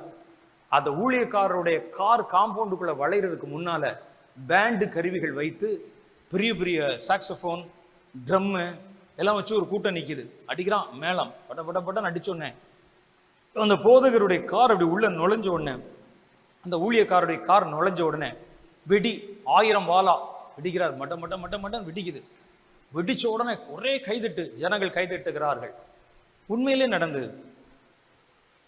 அப்ப அவர் உடனே வந்து காரை விட்டு இறங்கி அப்படியே ஒரு 2 பக்கம் அப்படி ஒரு மாதிரி பார்த்துட்டு, அந்த நடக்கிறதுல பார்த்தீங்கன்னா ஒரு மிடுக்கு வெடிக்கிடிலாம் போட்டு அப்படி நடந்த உடனே அந்த புகைக்கு நடுவில் அப்படி நடந்து வருகிறார். வாலிப பெண் பிள்ளைகள் அவங்க வந்து 2 பக்கம் நின்று கையில பிளேட் வச்சு பூ எடுத்து அந்த பாஸ்டர் மேல அப்படியே தூவிக்கொண்டே வருகிறார்கள். வாங்க பாஸ்டர், வாங்க ஊழியக்காரர். இன்னொரு இடத்துல ஒரு பெரிய போதகர் தன்னுடைய கிளை சபையை திறந்து வைக்க போகிறார். அவர் வரப்போகும்போது அந்த ரோட்டு மேலே அந்த இதில் சபை வர்ற இடத்துல அங்கிருந்து இதே பெண் பிள்ளைகள் கையில் வந்து ஒரு பெரிய தாம்பளை தட்டு வைத்து கொண்டு பாஸ்டர் நடுவில் நடந்து வந்து கொண்டிருக்கிறார். 2 பக்கம் பூ தூவி கொண்டே வருகிறார்கள். வேதத்தில் ஒரு சம்பவம் இருக்கிறது. அத்தேனேங்கிற பட்டணத்தில் மார்ச் மேடையில் நின்று பவுல் பிரசங்கம் பண்ணினான். அவன் பிரசங்கம் பண்ணி கொண்டு வந்த நேரத்தில் அங்கிருந்த ஜனங்கள் அவரையும் பக்கத்தில் இந்த அப்போலோவையும் பார்த்து, இவங்க 2 பேரும் தேவர்கள் நம் நடுவில் இறங்கி வந்து விட்டார்கள் என்று அவர் நினைத்தார்கள். ஏன்னு சொன்னா, அவர்கள் வணங்குகிற ஒரு தேவர்களில் ஒருவர் குட்டையாகவும், அவருடைய கடவு சிலை குட்டையாகவும் தலை வழுக்கையாகவும் இருக்கும், கச்சலா பொண்ணு. அவன் பக்கத்துல ஜூபிட்டர் என்ற ஒரு சிலை நல்ல அழகா வாட்ட சாட்டமா இருக்கும். இந்த 2 ஆட்கள் அதே மாதிரி இருந்தாங்க. யாரு? அப்போலோ பார்த்தீங்கன்னா வாட்ட சாட்டமாக அழகாக வாலிபனாக இருந்தான். நம்மால் இப்படி தலையிலலாம் பால்டு கெட்டாகவும் குள்ளமாக இருந்து ஒரு பேசி கூச்சு பேசுகிறார். அப்படியே பார்த்துட்டேன்ப்பா, தேவர்கள் கீழே இறங்கி விட்டார்கள் என்று அவங்களுக்குள்ள பேசி உடனே மாலைகளெல்லாம் வாங்கிட்டு வேகமாக பவுலுடைய கழுத்தில் கொண்டு மாலையை போட்டாங்க. மாலையை போட்டு நீங்கள் தேவர்கள் எங்கள் நடுவில் வந்திருக்கிறீர்கள் அவர் தூக்கிட்டாங்க. பவுல் என்ன செய்தார் என்றால், அந்த மாலையை கிழித்தெறிந்ததோடு அவர் போட்டு சட்டையும் பிச்செறிஞ்சிட்டார். தன் வஸ்திரத்தை கிழித்து கொண்டு, ஏன் எங்களுக்கு இப்படி செய்கிறீர்கள், நாங்களும் உங்களைப் போல பாடுள்ள மனுஷர் தானே. இப்படிப்பட்ட ஊழியக்காரர்கள் சுமந்த வேதத்தை இன்றைக்கு தனக்கு பூ போட வைக்கிறவர்கள் சுமக்கிறார்களே என்கிற வேதனை தான் நம்மை வாட்டி கொண்டிருக்கிறது. எப்படிப்பட்ட ஊழியக்காரன் பேசின இயேசுவை இன்னைக்கு இப்படிப்பட்ட ஊழியக்காரெல்லாம் பேச வேண்டியிருக்கிறது என்கிற ஆதங்கம் தான் நம்மை வாட்டி கொண்டிருக்கிறது. தன்னுடைய சட்டையும் வஸ்திரத்தையும் கிழித்துக் கொண்டு, ஏன் இப்படி செய்தீர்கள், நாங்க என்ன கடவுளா, உங்களைப் போல பாடுள்ள மனிதர்கள் என்றான். உங்களை மாதிரி பாடுள்ள மனிதர்கள். அப்படிப்பட்ட ஊழியக்காரர்களை பார்க்காதா என்பது நம்முடைய தேசம் என்பதுதான் நம்முடைய ஏக்கம். இவர்கள் என்ன செய்வாங்கன்னா, தன்னுடைய மகிமையை பெருக பண்ணுவார்கள். நான் செய்தேன், நட்டேன், நீர் பாய்ச்சினேன், விளைய வைத்தேன், அதை செய்தேன், இதை செய்தேன் என்று தேவனுக்கு இணையாக தன்னை காண்பிக்கிற எதுவும் அந்தி கிறிஸ்துவின் ஆவி என்று வேதம் சொல்லுகிறது. அவன் தேவனைக்கு விட தேவனுக்கு ஒப்பாக தன்னை காண்பித்து தேவாலயத்தில் தேவன் போல, அப்படின்னா ஈக்குவல் டு காட், தேவனுக்கு சமமாய் தன்னை காண்பிப்பான். இந்த சுபாவம் அந்தி கிறிஸ்துவின் சுபாவம். நான் எவ்வளவுதான் உயர்த்தி பேசினாலும் நான் மனுஷன்தான், நான் சொல்லுகிற தேவன் தான் தேவன். நான் எவ்வளவுதான் என் கை மூலம் அற்புதம் செய்தாலும் நான் மனுஷன்தான், அற்புதம் செய்த தேவன் தான் தேவன், அவர்தான் பெரியவர். ஆகவேதான் நான் என்னுடைய பிரசங்கத்தில் அடிக்கடி சொல்றது உண்டு, எவ்வளவு உயர போனாலும் மனுஷன் தான், தேவன் தேவன் தான், இயேசு தான். இயேசுவை நீங்கள் எதோடு ஒப்பிட முடியாது. அவர் மகிமையை மறைத்து அந்த இடத்தில் ஊழியக்காரனோ ஒரு நிறுவனமோ ஒரு ஸ்தாபனமோ ஒரு சபையோ தன்னை இயேசுவின் இடத்தில் வைத்தால் அவன் சபிக்கப்பட்டவன், அந்தி கிறிஸ்துவினால் இயக்கப்படுகிறவன். ஆகவே பெரிய பெரிய ஆடம்பரங்களை கண்டு ஏமாந்து போயிடாதீங்க. ஒற்றுமை என்ற பெயரிலே உங்கள் நடுவிலே உங்களை கொள்ளையிடுவதற்காக சாத்தான் எடுக்கிற முயற்சியில கவனமா இருங்கள். வாங்க சபைகள் எல்லாம் ஒன்று திரட்டுவோம், அப்பதான் எழுப்புதல். யார் சொன்னா அப்படி சொல்றாங்க? சபையெல்லாம் ஒன்று திரட்டுங்க, நம்ம எல்லாம் ஒன்னா இருந்தா தான் எழுப்புங்க. அப்படியா? வேதம் என்ன சொல்லுது தெரியுமா? அப்போஸ்தலர் 8வது அதிகாரத்துல சிதறப்பட்டவர்கள் எங்கும் திரிந்து சுவிசேஷத்தை பிரசங்கித்தார்கள். அவங்க ஒற்றுமையா இருந்த போது சமையல் பண்ணி சாப்பிட்டுக்கிட்டு இருந்தாங்க. கர்த்தர் அவர்களை சிதற பண்ணினார். சிதறுண்டு போனவர்கள் எங்கும் திரிந்து சுவிசேஷத்தை பிரசங்கித்தார்கள். அப்படித்தான வசனம் போட்டிருக்கு. அப்ப எழுப்புதல் என்பது உன்னுடைய இருதயத்துக்குள்ள கொழுந்து விட்டு எரியணும். அந்த எழுப்புதலை சுமந்து கொண்டு அவர்கள் கடந்து போனாங்க. இப்படி உங்களை ஏமாற்றுகிற எந்த ஒரு சக்திக்கும் இடம் கொடுத்துடக்கூடாது. அது தீவிரமாய் கடந்து வருகிறது. சென்னையை குறிவைக்குதே, அடுத்து சீக்கிரமா வருவாங்க. பல சபைகளை, சபை தலைவர்களை, போதகர்களை அவர்கள் அடையாளம் கண்டுபிடித்து, நீங்க தான் அதெல்லாம் பார்க்கணும். யாருங்க எனக்கு தெரியாது, நீங்க பார்க்கணும். இந்த சுபாவங்கள் யார் யார் இடத்துல இருக்கிறது, தன்னை உயர்த்துகிறவன் யாரு. 3வது, கர்த்தருடைய வார்த்தையை நீங்கள் பார்க்க முடியாதபடி அவங்க உங்களை அப்படியே மயக்கிடுவாங்க. கர்த்தருடைய வசனத்து பக்கம் திரும்ப முடியாதபடி உங்களை மயக்கி விடுவார்கள். கர்த்தருடைய வார்த்தையை கேட்காத, நான் சொல்றதை கேளு என்று உங்களை மயக்கி விடுவார்கள். எல்லா விதத்திலும் இயேசுவை விட்டு உங்களை பிரிக்கிற முயற்சி எடுக்கிற எந்த மனிதனையும் விட்டு விலகுங்கள் என்பதே நான் உங்களுக்கு சொல்லுகிற என்னுடைய பிரதான ஆலோசனையா இருக்குது. ஒரு பிரசங்கம் கேட்டீங்களா, இந்த பிரசங்கம் உங்களை இயேசுவோடு இணைக்கிறதா என்று பாருங்கள். இல்லாவிட்டால் விலகிருங்க. ஒரு ஊழியக்காரன் இயேசுவோடு இணைக்கிறானா, இல்லாட்டா விலகிருங்க. ஒரு சபை உன்னை இயேசுவோடு இணைக்கிறதா, இல்லாவிட்டால் விலகிவிடு. ஏன்னா உன்னுடைய ஜீவன் உனக்கு முக்கியம். ஒருவன் தன் ஜீவனுக்கு ஈடா எதை கொடுப்பான்?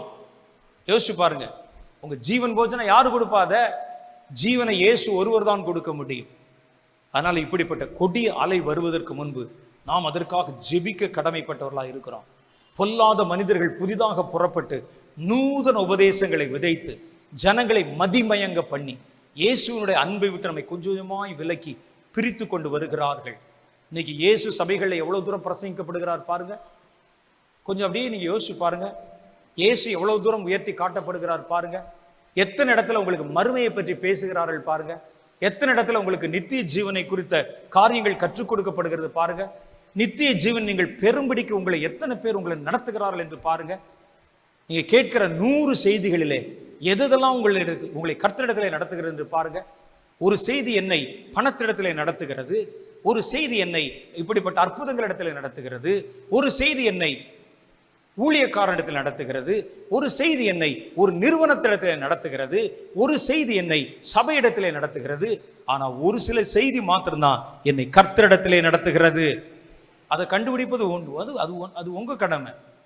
நாம் அதற்காக உத்தரவாதம் எடுத்து ஜெபிக்கணும்.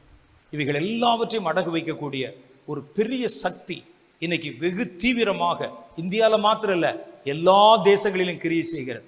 நவீன ஊழியர்கள் பார்த்தீங்கன்னா ரொம்ப அலங்காரமா இருப்பாங்க, நுனி நாக்கில் ஆங்கிலம் பேசுவாங்க, பார்க்கும்போது ரொம்ப ஹை ரெஸ்பெக்டபிள் பீப்புளா தெரியும். உங்களுக்கு பார்த்தீங்கன்னா இவ்வளோ பொய் சொல்லுவாராங்க அப்படிம்பாங்க. உங்க பார்த்தாலே எவ்வளோ அழகா, எவ்வளோ நீட்டா, எவ்வளோ ரொம்ப கம்பீரமா, ஹானரபிளா, ரொம்ப டிக்னிட்டியோட, அந்தஸ்தோட, கௌரவத்தோட எப்படி இருக்கிறாங்க அப்படிதான் இருப்பாங்க. அவர்கள் வந்து இயேசுவின் மேல் நாம் வைத்திருக்கிற நம்பிக்கையிலிருந்து நம்மை பிரித்து சபைகளை திருடுகிற ஒரு பொல்லாத கூட்டம் வருகிறது என்று கர்த்தர் நமக்கு எச்சரித்து சொல்லுகிறார். நாம் எல்லாம் எழுந்து நின்றதுக்காக ஜெபம் பண்ண போறோம். உங்க சபையை கர்த்தருக்காக, நீங்க எந்த சபைக்கு போறீங்களோ அந்த சபை பேரை சொல்லி ஜெபம் பண்ணுங்க. ஒரு நீங்க சொல்ல எங்க சபை நல்லா இருக்கு, நல்லா தாங்க இருக்கும், நல்லா இருக்கிற சபைக்கு தான் ஜெபம் பண்ணுங்க. அது எப்பவுமே நல்லா இருக்கணும். நல்லா இல்லையா, அதுக்கும் ஜெபம் பண்ணுங்க. நல்லா இல்லாத சபை தான் நல்லா ஆகணும், அதுக்காக ஜெபம் பண்ணுங்க. சபையில் இருக்கிற போதகர்கள் நமக்கு ஜெபம் பண்ணுவாங்கன்னு நினைக்கிற விட நீங்கள் உங்கள் சபைக்கும் உங்கள் போதகருக்கும் நீங்கள் ஜெபம் பண்ணுங்கள். இப்படிப்பட்ட தீய கிரியைகள் நன்மை என்ற பெயர்ல, மறுபடியும் உங்களுக்கு சொல்றேன், இயேசு என்கிற பெயரில் செய்யப்படுகிற எல்லாமே இயேசுக்காக செய்யப்படுவது அல்ல. பாசிட்டிவான பேர்ல சொல்லப்படுகிற எல்லாமே உங்களை பாசிட்டிவான காரியங்களுக்குள்ளே கொண்டு போகிற ஒற்றுமை என்பது நல்ல வார்த்தை தான். ஆனா எதிலே அது எதை நோக்கி நகர்த்துகிறது என்பதை நீங்கள் தீவிரமா பார்க்க வேண்டும். அதை நம்ம ரொம்ப கவனத்தில் வைக்கணும். நம்ம எல்லாம் இப்போ ஜெபம் பண்ண போறோம். சபைகளுக்காக, ஊழியங்களுக்காக, அவைகளை கொத்தாய் கொள்ளையடித்து கொண்டு போய் கர்த்தர் தம்முடைய இரத்தத்திலே சம்பாதித்த சபையின் மேல தன்னை உயர்த்துவதற்கு அந்தி கிறிஸ்து தீவிரம் காட்டுறான். விடலாமான்னு நீங்க தான் சொல்லணும். இயேசு சபையை நானும் நீங்க பார்க்குற சபை போதூரில் கட்டுற மாதிரிலாம் கட்டலை. நாங்கள் எப்படி கட்டியிருக்கிறோம்? நாங்கள் எங்கள் சபையை கட்டும்போது உங்கள்கிட்ட காணிக்கை வாங்கி நாங்கள் இறங்கி கட்டுறது. ஆனால் இயேசு எப்படி கட்டினார் தெரியுமா? தன் இரத்தத்தை கொடுத்து, தன் ஜீவனை கொடுத்து, தன் உயிரை கொடுத்து கட்டினார். அது கரப்பட விடக்கூடாது. இது என் தேவனுடைய இரத்தம், எவனும் தொட விடக்கூடாது. யாரோ சபைதானே நமக்கு என்ன நீங்க கூடாது. நீங்க யாரோ அல்ல, உங்க இயேசுவின் இரத்தத்தினால கட்டப்பட்டது அந்த சபைகள். அது அங்கே பறிபோக விடக்கூடாது. கர்த்தர் அதை கட்டி வைத்திருக்க, அதை கொள்ளையிடும்படிக்கு புறப்படுகிற பொல்லாத அந்தி கிறிஸ்துவின் ஆவி அதெல்லாம் ஜனங்களை வஞ்சித்து ஏமாற்றி அதன் மேல தன்னை கடவுள் போல காண்பிக்க முயற்சிக்கிறானே, அது நிறுத்தப்படணும். இயேசுவை குறைத்து மதிப்பிட்டு காண்பிக்கிற எந்த பிரசங்கின் நாவும் கட்டப்பட்டு போகணும் இயேசுவின் நாமத்தினால. இயேசுவை குறைச்சு பேசுற எவனை நம்ம விட்டு விடக்கூடாது. இயேசுவை பாவி என்று சொல்லவும், இயேசுவை அக்கிரமக்காரன் என்று சொல்லவும், இயேசு ஒரு மனிதன் என்று சொல்லவும் எவ்வளவு ஒரு இழிவான வார்த்தை விடக்கூடாது நம்ம. ஏன்னா நம்ம கர்த்தருடைய இரத்தத்திலே பிறந்தவர்கள். என் தகப்பனை சொன்னா எனக்கு எப்படி இருக்கும், என் தாயை சொன்னா எப்படி இருக்கும்? ஏனென்றால் நான் அவருடைய உதிரத்திலே பிறந்தவன். இயேசு அவர்களை விட மேலானவர். தன் சொந்த இரத்தத்தை கொடுத்து என்னை மீட்டிருக்கிறார். அந்த வைராகியமின் நாடின் நரம்புகளிலே பற்றி எரியட்டும். இப்போ என் சபையை கெடுக்கிற குள்ள நரிகள், சபைகளை விலை பேசுகிற ஓநாய் கூட்டங்கள், இக்யூமெனிக்கல் ஐக்கியங்கள், கர்த்தருடைய நாமத்தினாலே செய்யப்படுகிற போலி கிரியைகள் கர்த்தருடைய நாமத்திலே கட்டப்படுவதாக.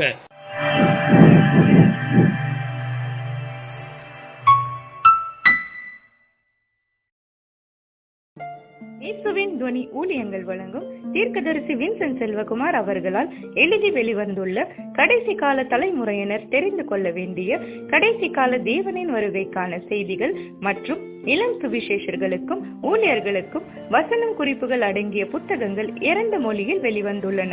தமிழில் முடிவுக்கு முன் மற்றும் பிரசங்க பீடம், ஆங்கிலத்தில் பிஃபோர் தி எண்ட் மற்றும் sermon outline for young preachers இப்பொழுது விற்பனையில் உள்ளன.